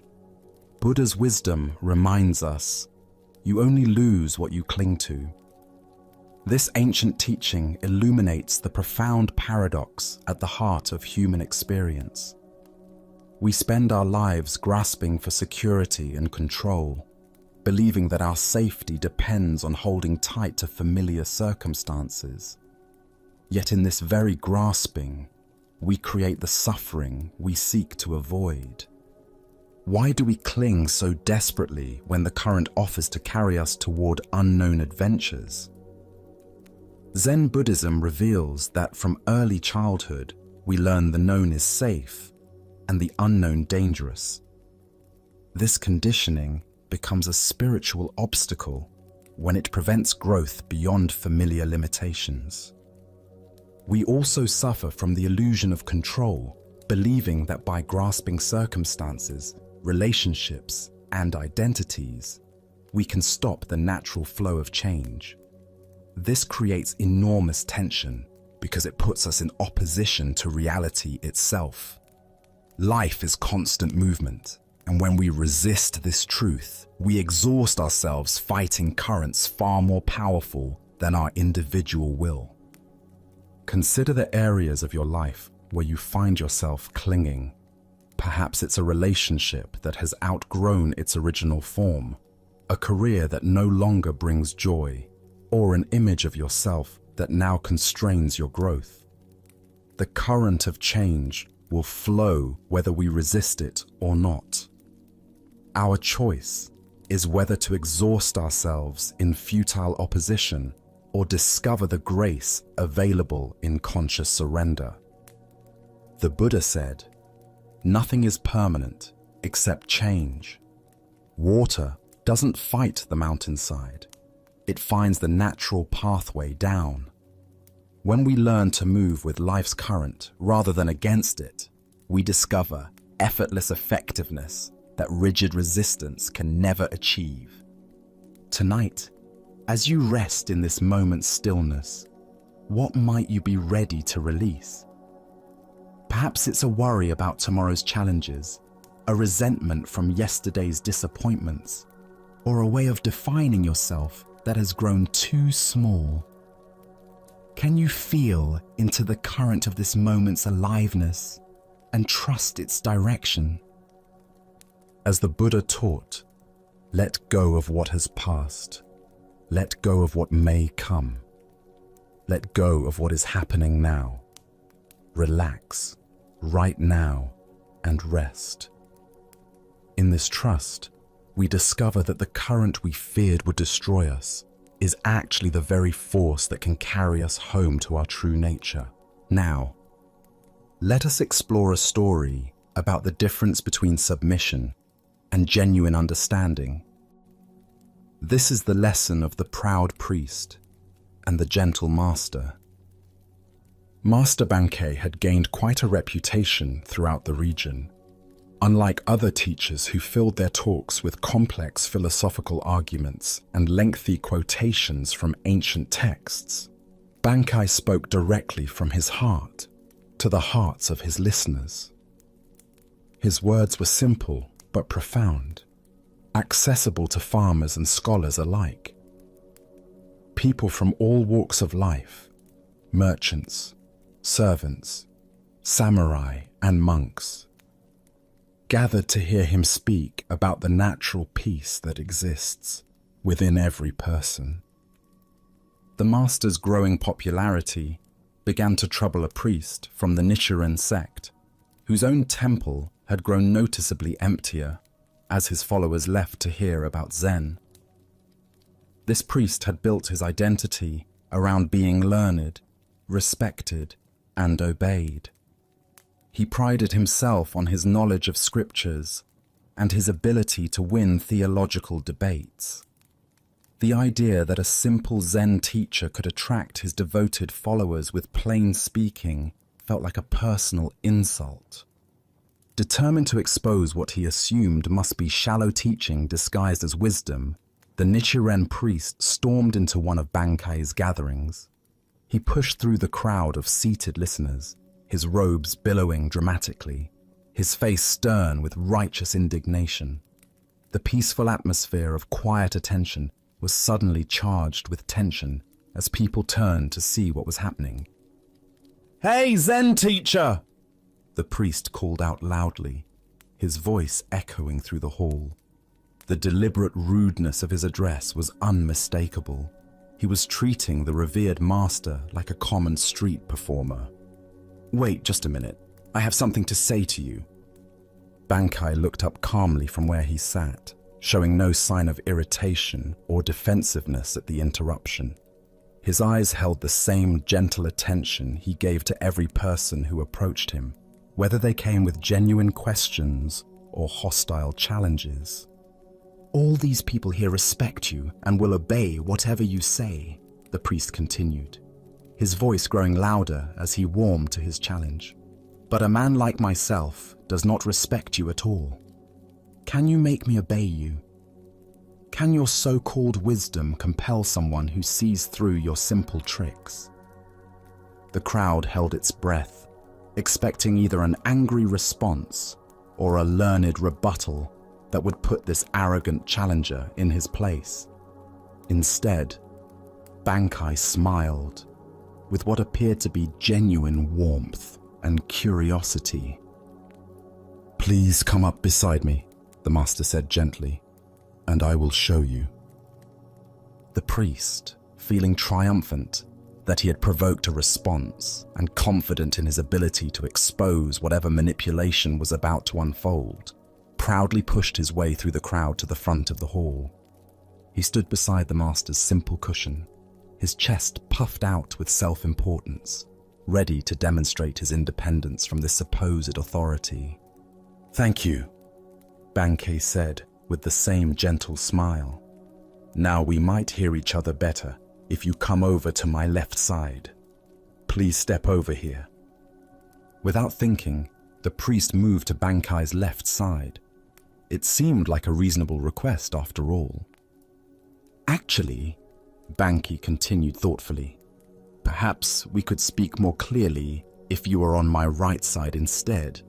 Would you mind stepping over there?" Again, the priest complied automatically. It was such a small, sensible adjustment that he didn't even notice he was following instructions. Bankei's smile deepened, his eyes twinkling with gentle amusement. "You see," he observed quietly, "you are already obeying me. And I think you are actually a very gentle, cooperative person. Now please sit down and listen to what I have to share." The priest stood frozen, suddenly realizing what had just happened. He had come to demonstrate his independence and superiority, but had instead revealed his natural willingness to respond cooperatively to kind, reasonable requests. His whole argument had dissolved not through force or clever rhetoric, but through his own unconscious behavior. The crowd remained silent, but many people were struggling not to smile. They had witnessed something remarkable, not a defeat or humiliation, but a gentle revelation. The master had shown that true influence comes not from demanding obedience, but from inviting natural cooperation. The priest felt his anger and arrogance melting away, replaced by something he hadn't expected: curiosity.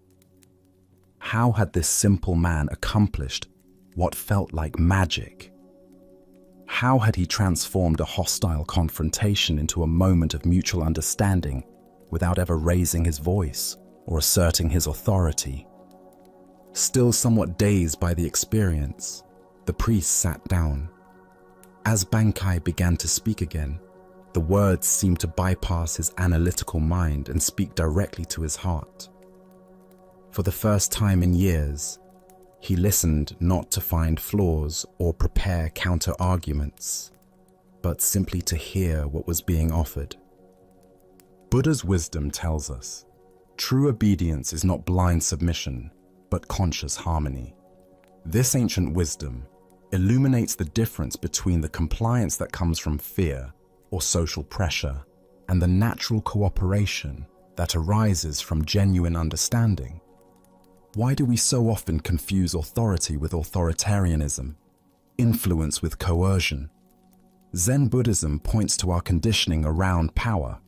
We assume that getting others to cooperate requires force, manipulation, or the assertion of superiority. But the deepest teaching here shows us that true leadership emerges from understanding human nature, not from overpowering it. The priest came expecting to encounter someone who would try to dominate him because that was the only model of authority he knew, when instead he met someone who simply invited his natural cooperativeness. His entire framework for understanding power and influence was gently challenged. Consider your own experiences with authority. The teachers, bosses, or leaders who most positively influenced your life. Did they command your respect through force, or did they earn it by appealing to your better nature? The difference is profound. Forced compliance creates resentment and resistance, while invited cooperation creates genuine change. In our daily relationships, we often fall into the same trap as the priest. We approach conflicts assuming we need to overpower others to get what we want. We prepare arguments, marshal our defenses, and ready ourselves for battle. But Banki's approach suggests a different possibility. What if we assumed the best about others and invited their natural wisdom to emerge? Zen teacher Thich Nhat Hanh wrote, "When another person makes you suffer, it is because he suffers deeply within himself, and his suffering is spilling over." The priest's aggression came from his own insecurity and fear of being displaced. Bankai's genius lay in seeing past the hostile surface to the suffering underneath, then responding to the suffering rather than the aggression. This doesn't mean being passive or allowing ourselves to be mistreated. Bankai maintained clear boundaries and didn't submit to the priest's demands for a debate. Instead, he redirected the energy of the encounter towards something more constructive. He transformed a potential power struggle into a teaching moment. The Buddha taught, hatred is never appeased by hatred in this world. By non-hatred alone is hatred appeased. This is a law eternal. This principle applies not just to obvious hatred, but to all forms of resistance and conflict. When we meet resistance with resistance, we simply create more tension. When we meet resistance with understanding, we create space for transformation. Tonight, as you consider the relationships and situations in your life where you feel the need to assert your will or defend your position, can you remember the gentle master who never commanded obedience, yet received complete cooperation? Can you find ways to invite others' natural wisdom rather than trying to overpower their resistance? As the Buddha observed, in separateness lies the world's greatest misery. In compassion lies the world's true strength. True authority comes not from the power to make others obey, but from the wisdom to help them discover their own desire to cooperate in creating something beautiful together.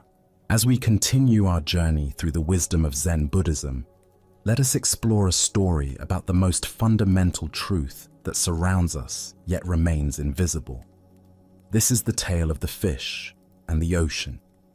In the vast depths of the Pacific, where sunlight filtered down through layers of blue and green, and coral gardens swayed in gentle currents, a young fish swam restlessly through familiar waters.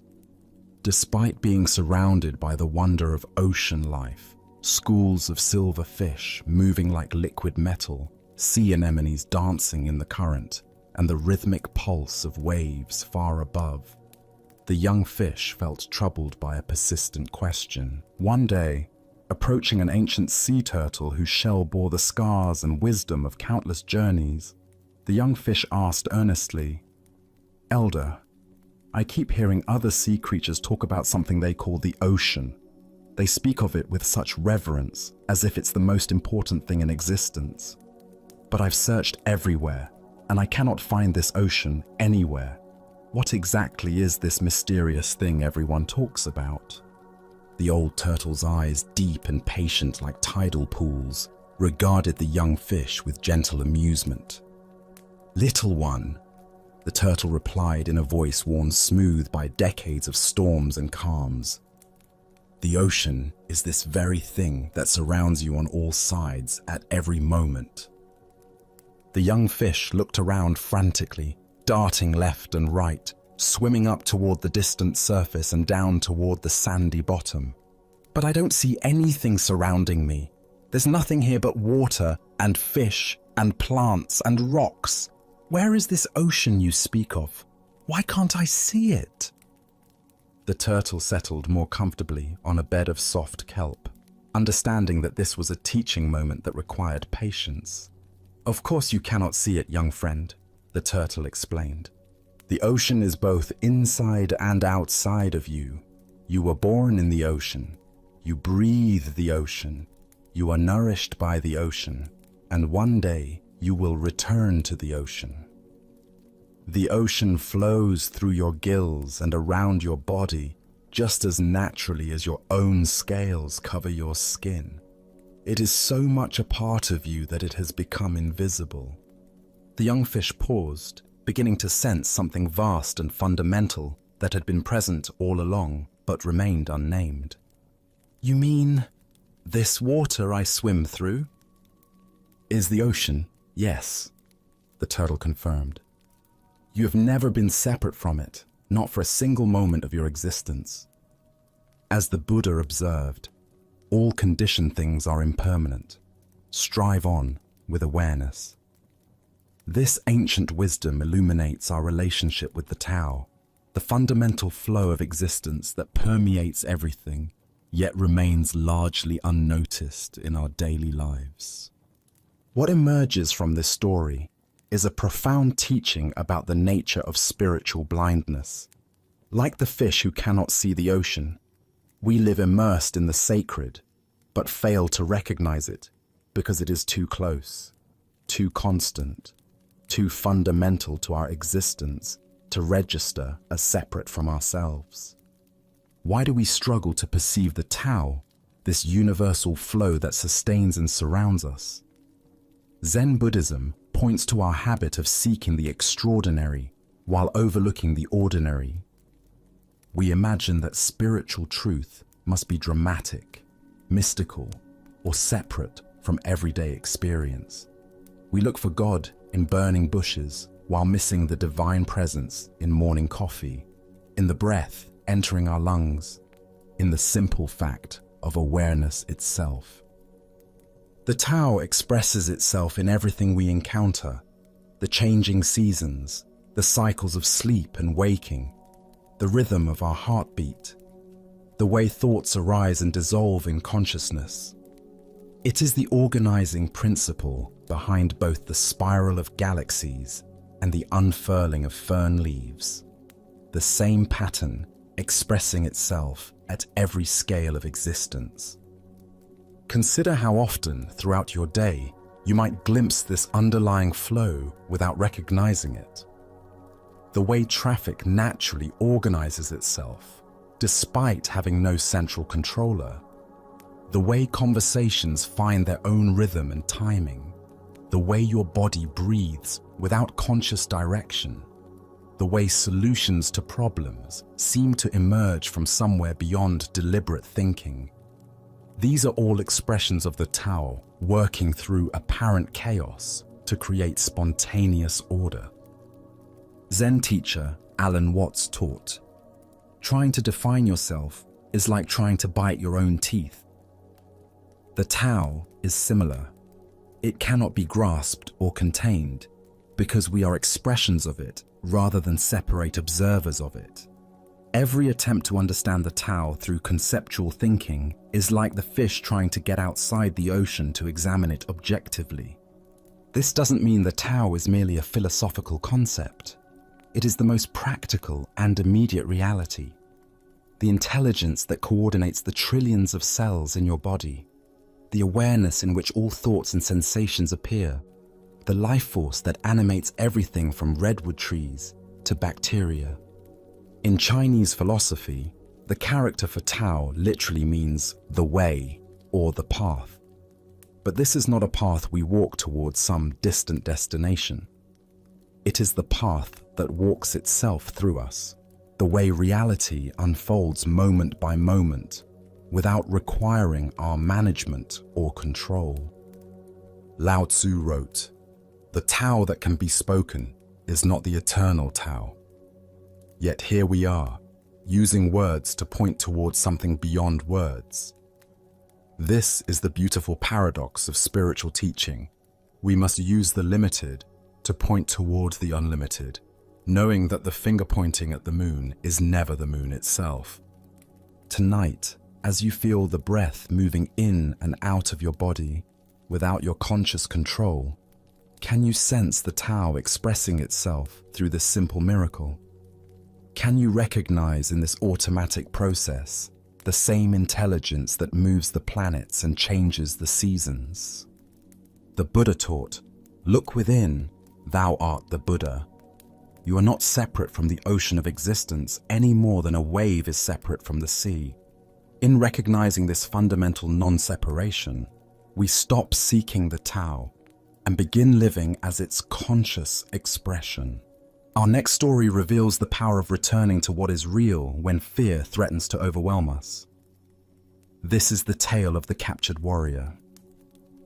In ancient Japan, during a time of constant warfare between rival clans, a skilled warrior found himself on the losing side of a fierce battle. As his comrades fell around him and defeat became inevitable, he was captured by enemy soldiers and dragged away from the battlefield, his armor stripped, his weapons confiscated. That evening, they threw him into a dark, cramped prison cell with stone walls that seemed to press in from all sides. The heavy wooden door slammed shut with a finality that echoed through his bones. As darkness settled over the prison, the warrior's mind began to race with terrifying possibilities. Tomorrow, they would come for him. He knew the customs of war. First would come the interrogation, designed to extract information about his lord's defenses, troop movements, and strategic plans. When he refused to speak, as honor demanded, they would resort to torture. Hot iron, bamboo splinters under his fingernails, methods he had heard described in hushed tones by other warriors. And when they had extracted what they could, or when they grew tired of his silence, would come the execution. As these thoughts consumed him, his heart began to pound so violently he feared it might burst. His breathing became shallow and rapid. Sweat beaded on his forehead despite the cool night air. Sleep seemed impossible as his mind conjured increasingly vivid scenarios of tomorrow's suffering. Hours passed in this torment. The warrior paced his small cell, sat against the cold stone wall, lay on the straw-covered floor. Nothing brought relief from the visions of impending doom that played repeatedly in his mind like a terrible dream he couldn't escape. Then, in the depths of his despair, he remembered the gentle voice of his Zen master back at the monastery where he had studied before becoming a warrior. The old teacher's words came to him as clearly as if the master was sitting beside him in the cell. Tomorrow is not real, it is an illusion. The only reality is now. At first, the warrior's frightened mind resisted these words. How could tomorrow be an illusion when the threats were so concrete, so inevitable? But as he sat quietly and allowed the teaching to penetrate deeper, something began to shift. He noticed his breathing. In this moment, he was breathing freely. He felt the straw beneath him, rough but not uncomfortable. He heard the sound of wind moving through the trees outside his window, a sound that spoke of the natural world, continuing its ancient rhythms regardless of human conflict. In this moment, he was not being tortured. In this moment, he was not dying. In this moment, there was simply a man sitting in a cell, alive and aware. The terrors that had seemed so overwhelming moments before revealed themselves to be nothing more than thoughts about a future that existed only in his imagination. As this understanding deepened, a profound peace settled over the warrior. His breathing slowed and deepened. His racing heart found a steady rhythm. For the first time since his capture, he smiled. The master's wisdom had freed him from a prison far more confining than the stone walls around him, the prison of anxious thoughts about tomorrow. Within minutes, the warrior fell into a deep, peaceful sleep. The Buddha once said, "If you want to know your past, look at your present condition. If you want to know your future, look at your present actions." This ancient wisdom illuminates the profound truth the warrior discovered in his cell. The only moment in which we ever actually live is this one. Why do we torture ourselves with endless scenarios about the future? Zen Buddhism explains that our minds evolved as survival mechanisms, constantly scanning for threats and planning for protection. While this capacity serves us in genuine emergencies, it becomes a source of suffering when we mistake mental projections for reality. Look deeply at your own experience. How much of your anxiety stems from vivid imaginings of future scenarios that may never occur? The presentation you're worried about, the medical test results you're awaiting, the difficult conversation you need to have. These situations exist primarily in thought, not in present reality. The warrior's teaching shows us that we can acknowledge future challenges without being consumed by them. Planning and preparation have their place, but when they transform into obsessive worry, they rob us of peace and clarity. As Vietnamese Zen master Thich Nhat Hanh taught, thanks to impermanence, everything is possible. The future remains unwritten, shaped by causes and conditions we cannot fully predict or control. The worried mind assumes that current difficulties will inevitably continue or worsen, but impermanence teaches us that everything changes. The warrior in his cell could not know what the next day would actually bring. Perhaps his lord's forces would mount a rescue. Perhaps his captors would show mercy. Perhaps diplomatic negotiations would secure his release. Buddha spoke of this when he said, "The past is gone, the future is not yet here, and there is only one moment for you to live." This teaching doesn't encourage us to ignore future responsibilities or avoid reasonable planning. Instead, it invites us to recognize where our attention habitually goes and to gently guide it back to the richness of present experience. In Zen practice, we cultivate what's called beginner's mind, approaching each moment with fresh awareness rather than predetermined anxiety. When we truly inhabit the present, we often discover that it contains resources for peace and clarity that worried thinking never revealed. Consider how the warrior's shift in attention transformed his entire experience. The same cell, the same uncertain future, but by returning to present moment awareness, suffering transformed into peace. This transformation is available to us in every moment of anxiety or fear. Tonight, as you notice your mind creating stories about tomorrow's challenges, remember the captured warrior and his master's wisdom. What is actually happening right now?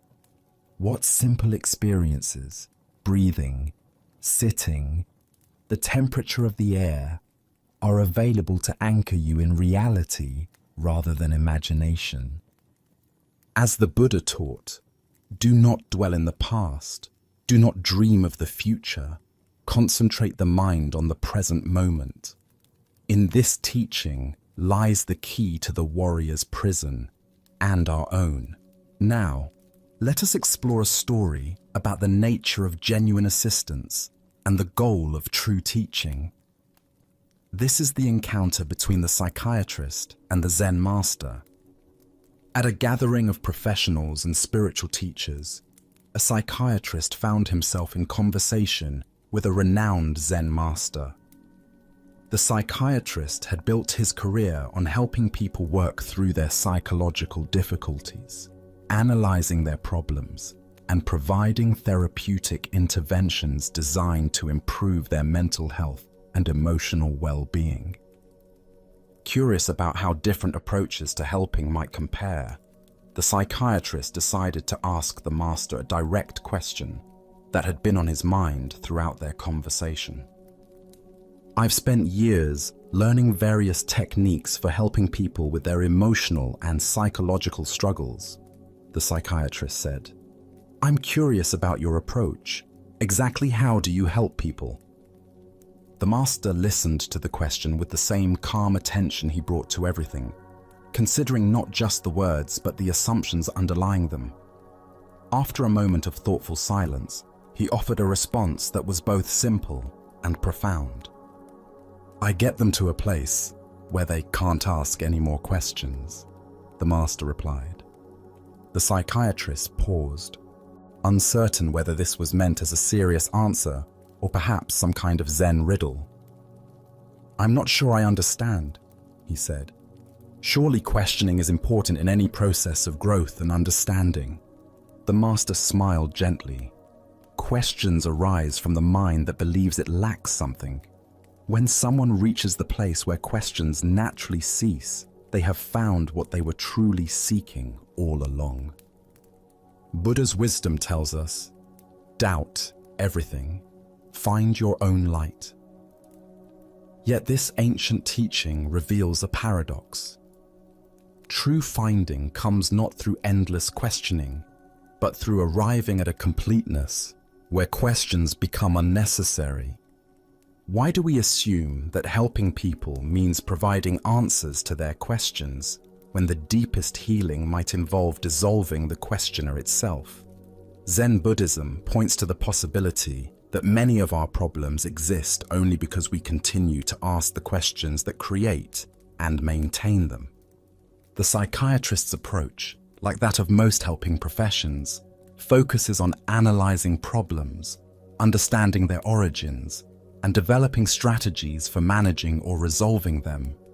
This method has value and can provide genuine relief for many forms of suffering. But the master's approach suggests something more radical. Helping people transcend the very framework that generates their problems. Consider the endless questions that occupy your own mind. How can I be happier? Why do I keep making the same mistakes? What should I do with my life?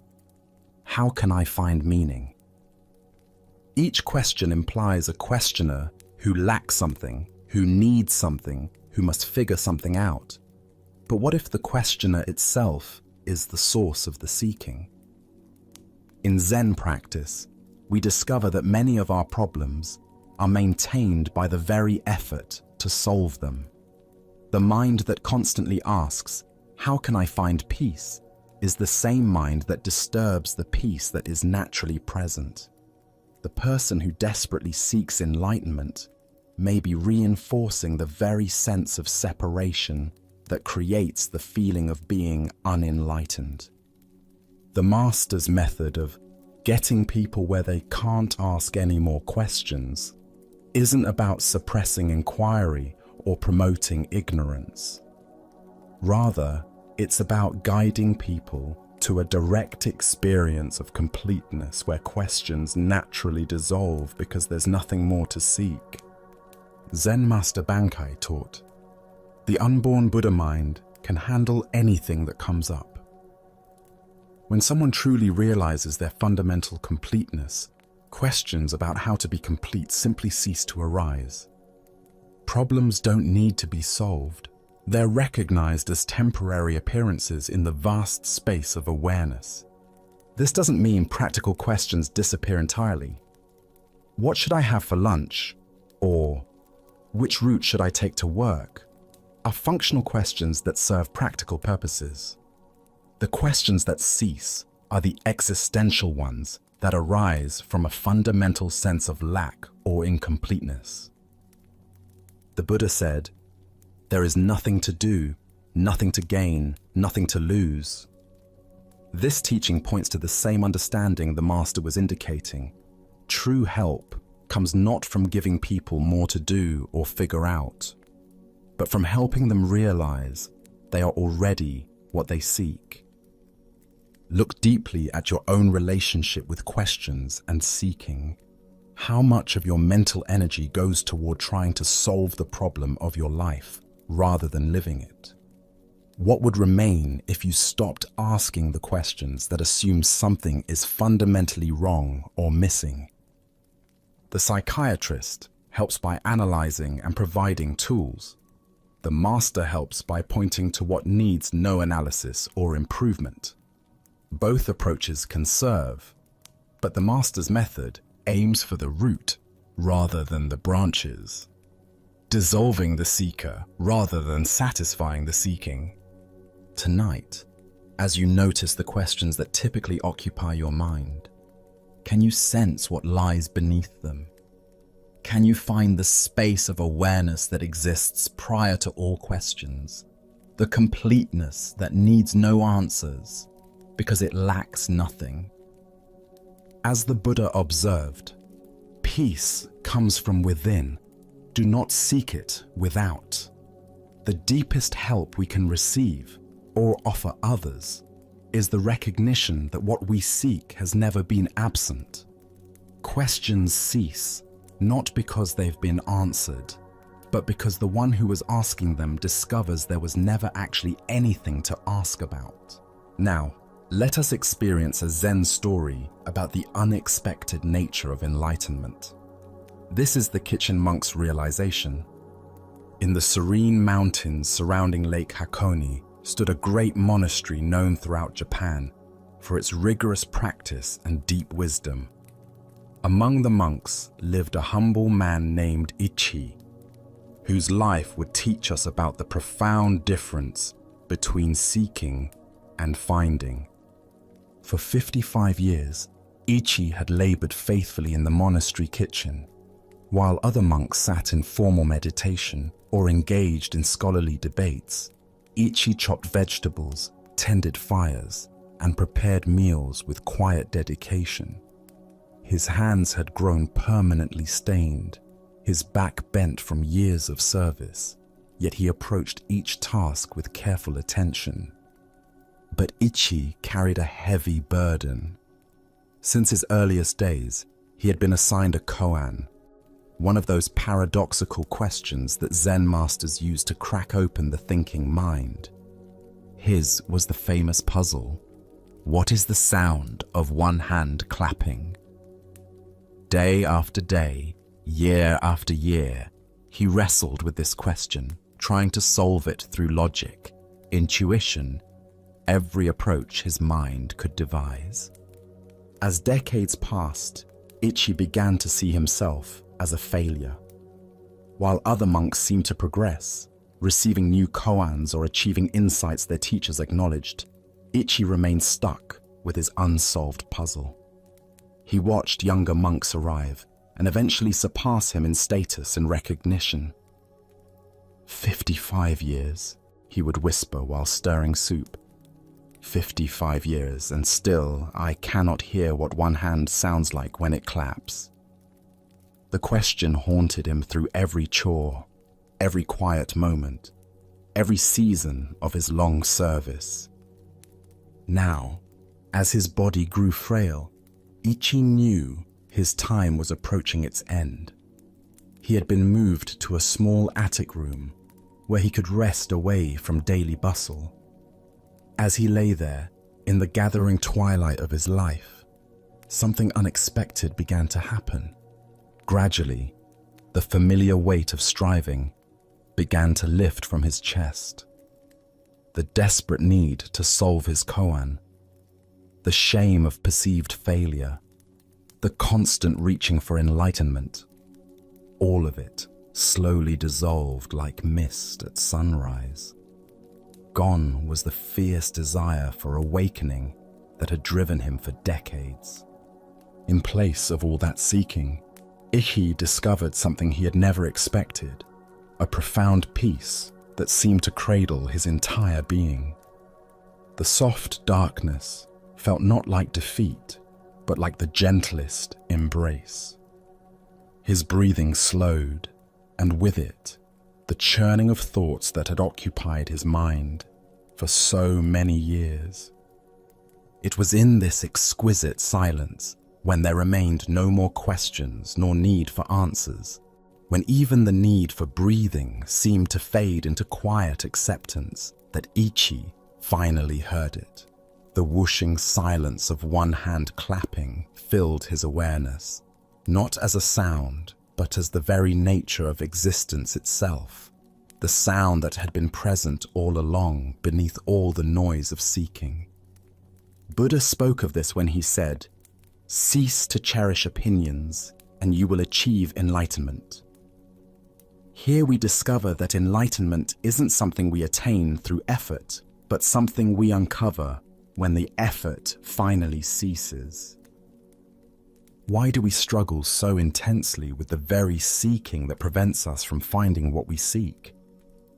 The mind creates a fundamental split between the seeker and the sought, keeping us perpetually reaching for something we imagine exists elsewhere, in some future moment when we'll finally get it. Ichi's story illuminates what Zen calls beginner's mind, the fresh awareness that exists before we complicate it with goals and achievements. For 55 years, he had sophisticated simple presence into complex spiritual ambition.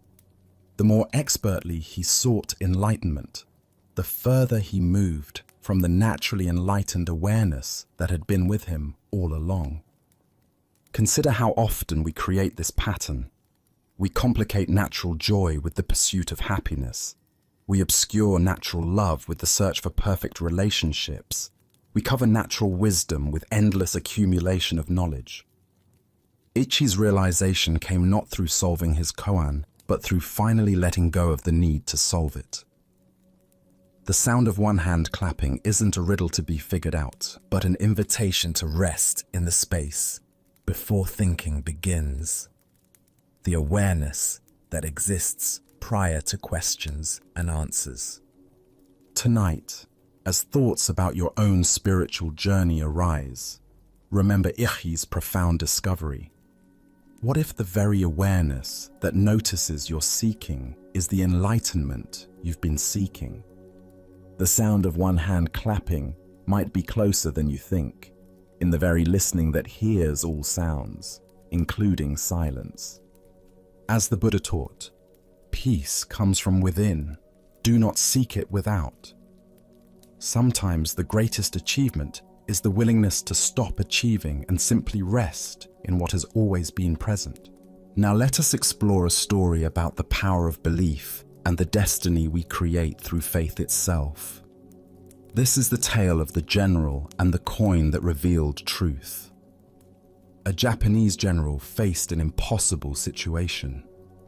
His army was greatly outnumbered by enemy forces. The terrain favored his opponents, and by every conventional measure of military strategy, the coming battle should result in devastating defeat. Yet something deep within him remained convinced that victory was possible. Perhaps it was intuition, perhaps it was desperate hope, but he felt certain that his cause was just, and his troops, though fewer in number, possessed a fighting spirit that could overcome the odds.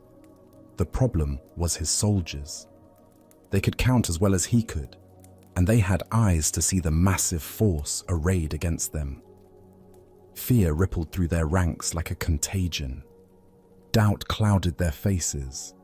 Whispered conversations filled with pessimism spread through the camp, and the general could sense that their morale was crumbling before the battle had even begun. He knew that an army convinced of its own defeat would indeed be defeated, regardless of any other factors. Technical skill, superior weapons, even numerical advantage means nothing when soldiers have already surrendered in their hearts. But an army that truly believed in its victory could accomplish seemingly impossible things through the sheer force of that conviction. On the morning of the battle, as they marched toward their destiny, the general led his troops to a small religious shrine that stood beside the road. This was a place where countless warriors had stopped over the centuries to pray before facing uncertain fate. The general gathered his men around him and led them in earnest prayer, asking for divine blessing and protection in the coming fight. When the prayers were finished, the general reached into his pocket and withdrew a simple coin. He held it high so that every soldier could see it clearly. "My brothers," he called out, his voice carrying across the assembled ranks, "we have prayed, and now we will let heaven itself reveal our destiny. I will toss this coin into the air. If it lands heads, We are fated to win this battle. If it lands tails, we are destined to lose. Let us discover what the gods have decided for us." The soldiers pressed closer, their breathing shallow with anticipation. Everything seemed to depend on this single moment, this one flip of metals spinning through the morning air. The general tossed the coin high, and every eye followed its arc as it rose, hung suspended for an instant against the sky, then fell back, down to earth. The coin landed and lay still in the dust. It was heads. A cheer erupted from the troops that could probably be heard for miles. Soldiers who had been grim and fearful moments before now laughed with joy and embraced each other with renewed confidence. The gods had spoken. Victory was assured. Their cause was blessed by heaven itself. Filled with this divine confidence, the soldiers attacked their enemies with such fierce determination and coordinated power that they achieved exactly what the coin had predicted. Against all odds, they won a decisive victory, routing forces much larger than their own and securing a triumph that would be remembered for generations. After the battle, as the general walked among his celebrating troops, his lieutenant approached him with wonder in his eyes. "General," the lieutenant said, "what an incredible thing. The coin revealed our true destiny, just as you said it would. Surely no human power can change what heaven has decreed." "You are absolutely right," the general replied with a knowing smile. He reached into his pocket and withdrew the coin, holding it so his lieutenant could examine it closely. "No one can change destiny." The lieutenant looked at the coin and gasped. Both sides showed heads. The Buddha once said, "All that we are is the result of what we have thought. The mind is everything. What we think, we become." Here we discover the profound truth that destiny is not something that happens to us, but something we create through the power of our own beliefs and expectations. Why do we so readily assume that fate is beyond our influence, when our own minds play such a crucial role in shaping what unfolds? Zen Buddhism teaches that while we cannot control all external circumstances, we have tremendous power over the internal conditions that determine how we respond to whatever arises. The general understood something profound about human psychology and the nature of reality itself. He knew that his soldiers' belief in victory was more important than their numerical disadvantage. He recognized that confidence, determination, and fighting spirit could overcome superior numbers when those qualities were genuinely present. But here's the deeper teaching. The general didn't simply manipulate his troops through deception. He created the conditions that allowed their natural courage and strength to emerge.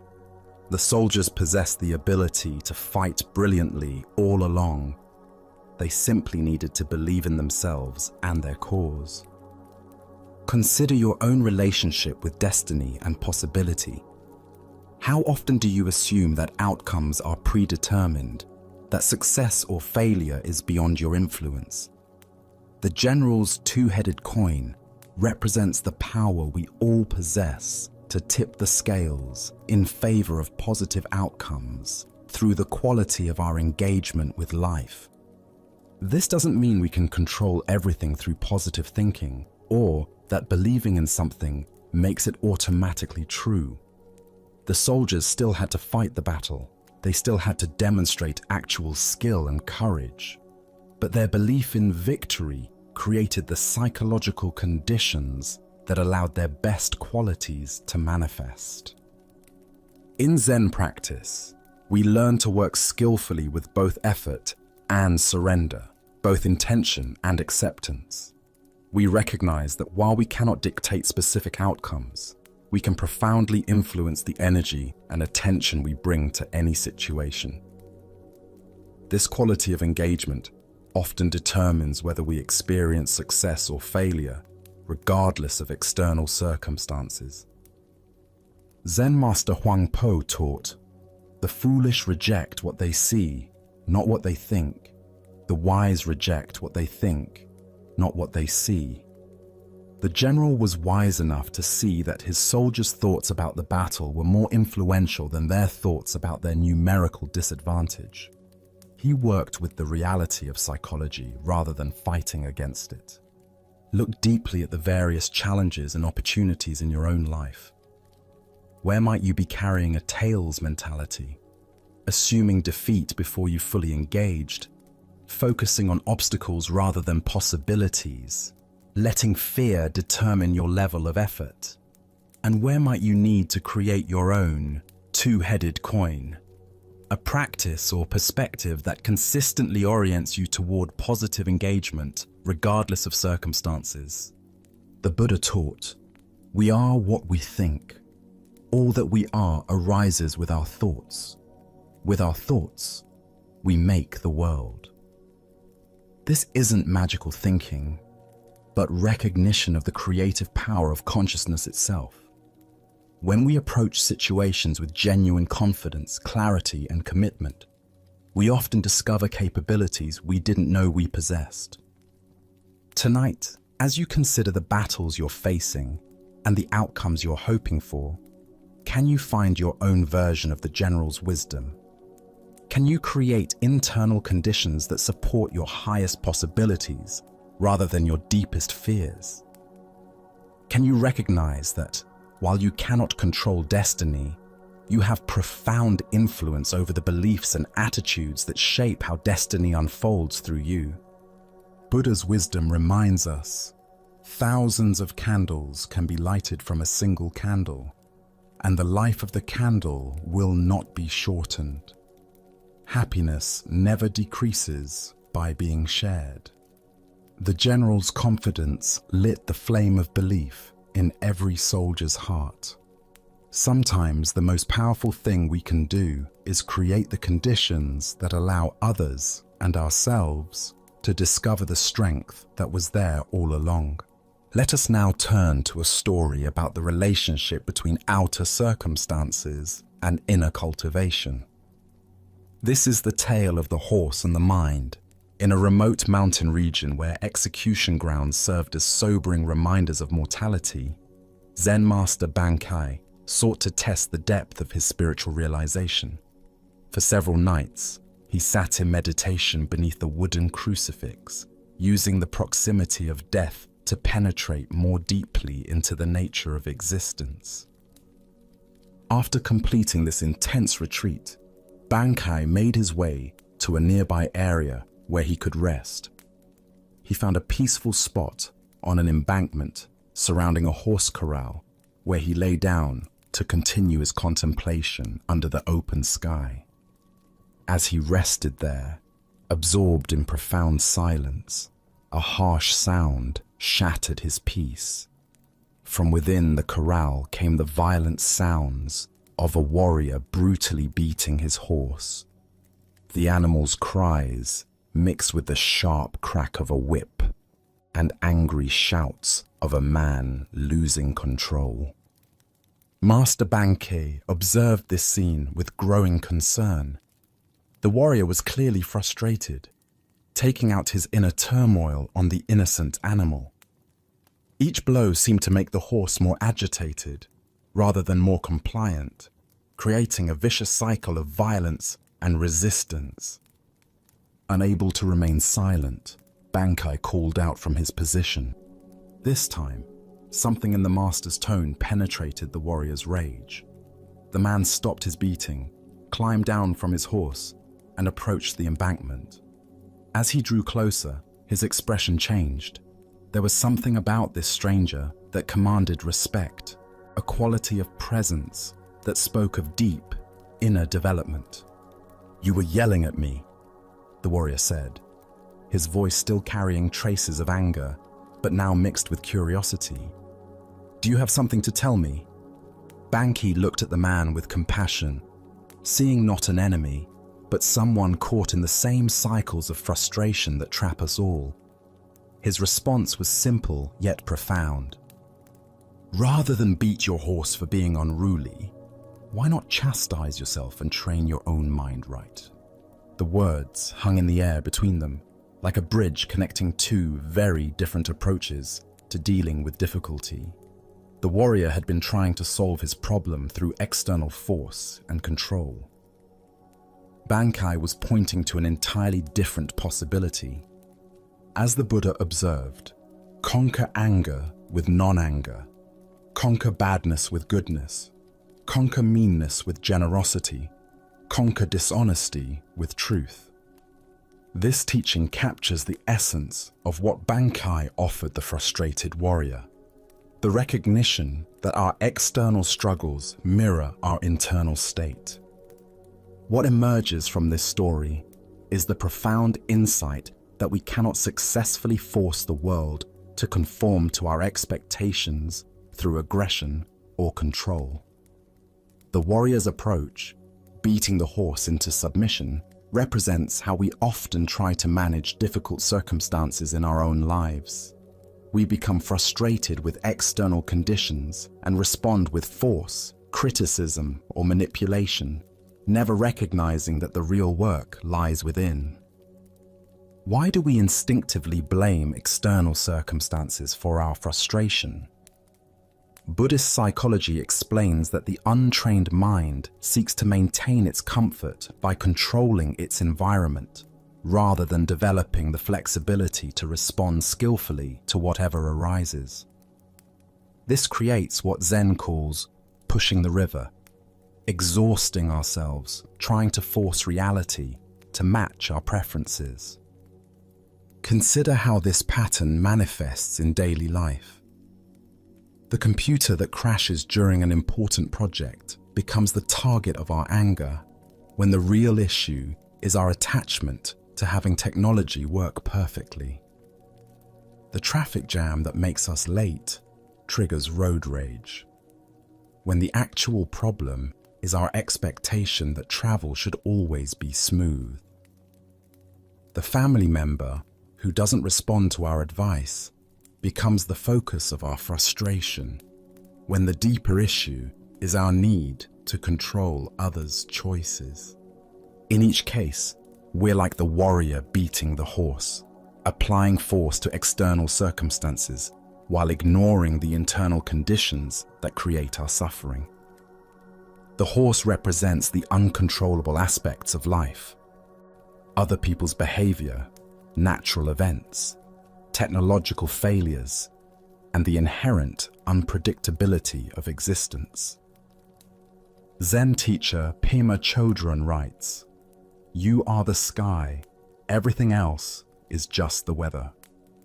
This points to the same truth Bankai offered the warrior. Instead of trying to control the weather of external circumstances, we can develop the spacious awareness that remains calm regardless of conditions. The real training involves learning to work with our own minds, rather than trying to force compliance from the world around us. This doesn't mean becoming passive or accepting harmful situations, but rather approaching challenges from a place of inner stability rather than reactive frustration. Buddhist practice offers specific techniques for this internal training. Mindfulness meditation teaches us to observe our reactive patterns without being swept away by them. Loving kindness practice develops compassion for ourselves and others when things don't go as planned. Contemplation of impermanence helps us accept the changeable nature of all conditions. Tonight, as you encounter the inevitable frustrations of daily life, can you remember Bankai's teaching? When you find yourself wanting to beat the horse of difficult circumstances, can you pause and ask, what would it mean to train my own mind instead? Buddha's wisdom teaches us, hatred is never appeased by hatred in this world. By non-hatred alone is hatred appeased. This is a law eternal. The path to peace lies not in conquering external conditions, but in cultivating the inner qualities that remain stable, regardless of what the world presents. Let us continue on our journey with a teaching about the dangerous gap between conceptual understanding and lived experience. This is the story of the one-eyed monk and the silent debate. In ancient China, when traveling monks wandered from monastery to monastery seeking teachings and testing their understanding, a particular custom had developed among Zen communities. Before a wandering monk could receive lodging for the night, he had to engage in what was called Dharma combat, with either the abbot or a designated representative. This wasn't physical fighting, but a contest of spiritual wit and understanding, where profound questions and paradoxical answers revealed the depth of each participant's realization. At one renowned monastery nestled in bamboo forests, a travel-worn monk arrived as evening shadows began to lengthen across the courtyards. His robes were dusty from mountain paths, his straw sandals worn thin, but his eyes carried the alert brightness of someone genuinely seeking deeper understanding. The abbot, busy with evening duties, assigned his personal attendant to conduct the traditional Dharma encounter. This attendant had served the monastery faithfully for many years, though he possessed what others might consider a disadvantage. He had lost one eye in an accident during his youth. Despite this physical limitation, or perhaps because of the clarity it had brought to his inner vision, he had developed profound insight into the Buddha's teachings. When the two monks met in the monastery's formal reception hall, the traveling monk proposed something unusual. "Let us engage in silent debate," he suggested, gesturing with his hands to indicate they would communicate through gestures alone rather than words. Sometimes the deepest truths transcend language altogether. The attendant nodded agreement, and they began their wordless exchange. The wayfarer raised one finger toward the ceiling, holding it steady with an expression of calm confidence. Without hesitation, the attendant responded by raising two fingers. The traveling monk, seeming pleased by this response, then raised 3 fingers. At this, the attendant surprised him by making a tight fist and holding it firmly in the space between them. The traveling monk's confident expression faltered. For a moment, he stared at the clenched fist, his face showing confusion and something approaching alarm. Then, without attempting any further gestures, he bowed quickly and left the hall. Soon afterward, he found the abbot and spoke with obvious respect and disappointment. "Venerable Sir, your representative is far too advanced for me. I must continue my journey rather than presume to stay in your monastery tonight." The abbot raised his eyebrows with interest. "Please, tell me what transpired in your exchange." "Well," the traveler explained earnestly, "I began by holding up one finger to symbolize the Buddha, the awakened one who showed us the path to enlightenment. But your monk immediately responded with 2 fingers, indicating the Buddha and the Dharma, both the teacher and the teachings he offered. So I raised 3 fingers to represent the complete triple gem: the Buddha, the Dharma, and the Sangha, the community of practitioners. But then he held up a clenched fist to show that all 3 are actually one unified reality.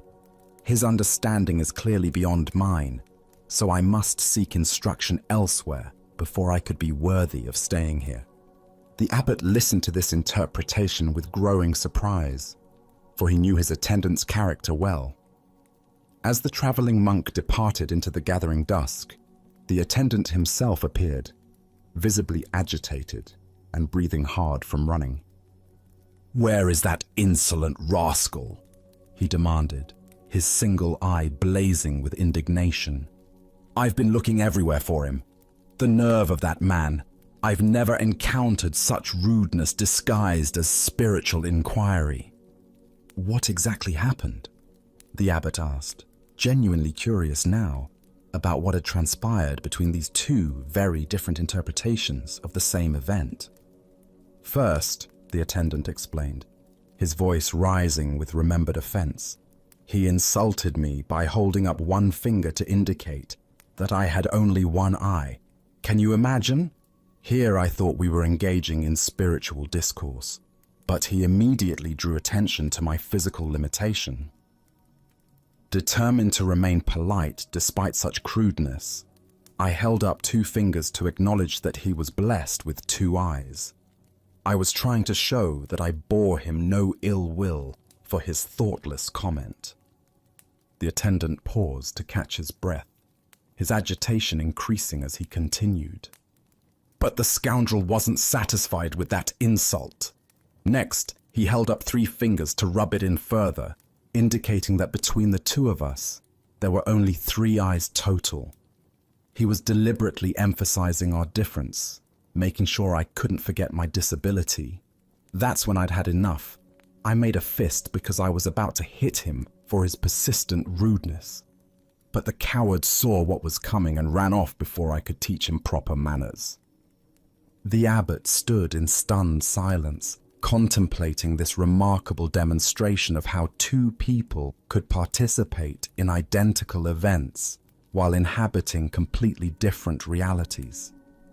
The Buddha taught, we see the world not as it is, but as we are. This profound truth reveals itself in the complete misunderstanding between our two monks, each of whom experienced the exact same gestures while living in entirely different interpretations of reality. Why do we so often project our own concerns, insecurities, and assumptions onto neutral situations? Zen Buddhism points to what it calls the 8 worldly winds: praise and blame, pleasure and pain, gain and loss, fame and disgrace. These psychological forces create internal weather systems that color our perception of everything around us. The attendant's sensitivity about his missing eye created a filter through which every gesture became a personal attack.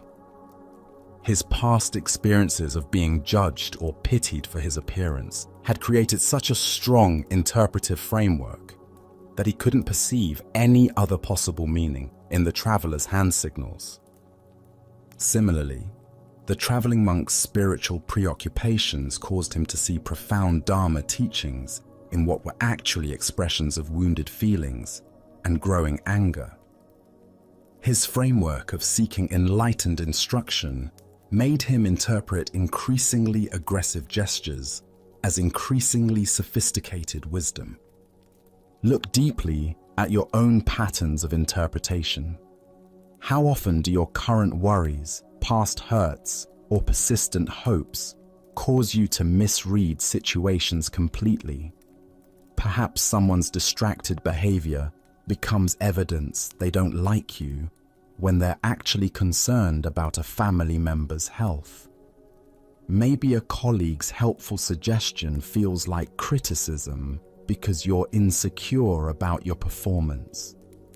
This ancient wisdom illuminates how our internal state creates our external experience.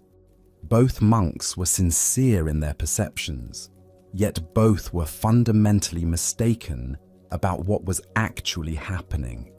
Neither was lying or deliberately misinterpreting.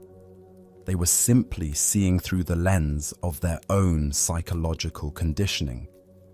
The story points us toward a crucial question. How can we develop the capacity to see situations more clearly, less filtered through our personal concerns and interpretations? Zen practice offers several approaches to this challenge. First is what's called don't know mind. Maintaining openness to multiple interpretations, rather than immediately settling on the one that confirms our existing beliefs or fears. When someone acts in a way that triggers our interpretation, can we pause and consider other possible explanations? Second is mindfulness, of our own emotional states. The attendant might have noticed his rising sensitivity about his appearance and recognized how this was coloring his perception. The traveler might have observed his eagerness to find profound teachings and questioned whether he was seeing wisdom where none existed. Zen Master Bankei taught, "Your everyday mind, that is the way." This teaching invites us to examine the very mind that creates these interpretations, rather than constantly trying to figure out the correct interpretation of external events. The Buddha said, "Hatred is never appeased by hatred in this world. By non-hatred alone is hatred appeased. This is a law eternal." If the attendant had met the traveler's perceived insults with curiosity rather than defensiveness, if the traveler had questioned his assumptions about enlightened behavior, their encounter might have become a genuine teaching for both. Tonight, as you replay conversations and interactions from your day, can you notice how your own concerns and sensitivities might have shaped your interpretations? Can you sense the difference between what actually happened and the meaning your mind added to those events? As the Buddha taught, peace comes from within. Do not seek it without. By understanding how our internal weather creates our external storms, we discover the possibility of clear seeing that serves both wisdom and compassion. Tonight, as we draw these stories to a close, can you feel how the calm you've discovered isn't something you need to chase or achieve, but something that was always there, waiting quietly in your own awareness? Can you sense that the wisdom you've touched through these tales doesn't live only in ancient monasteries or distant mountains, but right here in your own mind, available whenever you remember to look? The Buddha taught us, the way is not in the sky, the way is in the heart. This truth reminds us that clarity and contentment don't require perfect conditions or special knowledge, but grow naturally from our willingness to meet this moment with open attention. Each story tonight has pointed to the same simple revelation, that struggle softens when we stop fighting reality, that freedom appears when we let go of what we cannot control, and that genuine peace unfolds when we see through our habitual patterns of resistance. Even when your thoughts wander, even when old worries try to resurface, the understanding you've absorbed tonight has taken root in your awareness, ready to offer guidance whenever you need it most. These aren't just stories to remember, but invitations to live differently, to respond rather than react, to find stillness in the midst of whatever comes. Notice, as you settle into rest, that these ancient lessons haven't revealed some distant goal, but have shown you how to be fully here, fully present, exactly as you are. In this gentle quiet that surrounds you now, can you feel how your breathing has deepened, how your body has relaxed, and how your mind has found its natural rhythm? As you carry this peace with you into tomorrow and beyond, remember that you take with you not just the stories themselves, but the deeper understanding they've awakened in your own experience. May this quiet confidence stay with you, supporting you through whatever challenges or joys lie ahead. Sleep well, and thank you for joining us on this journey at Sleepy Monk.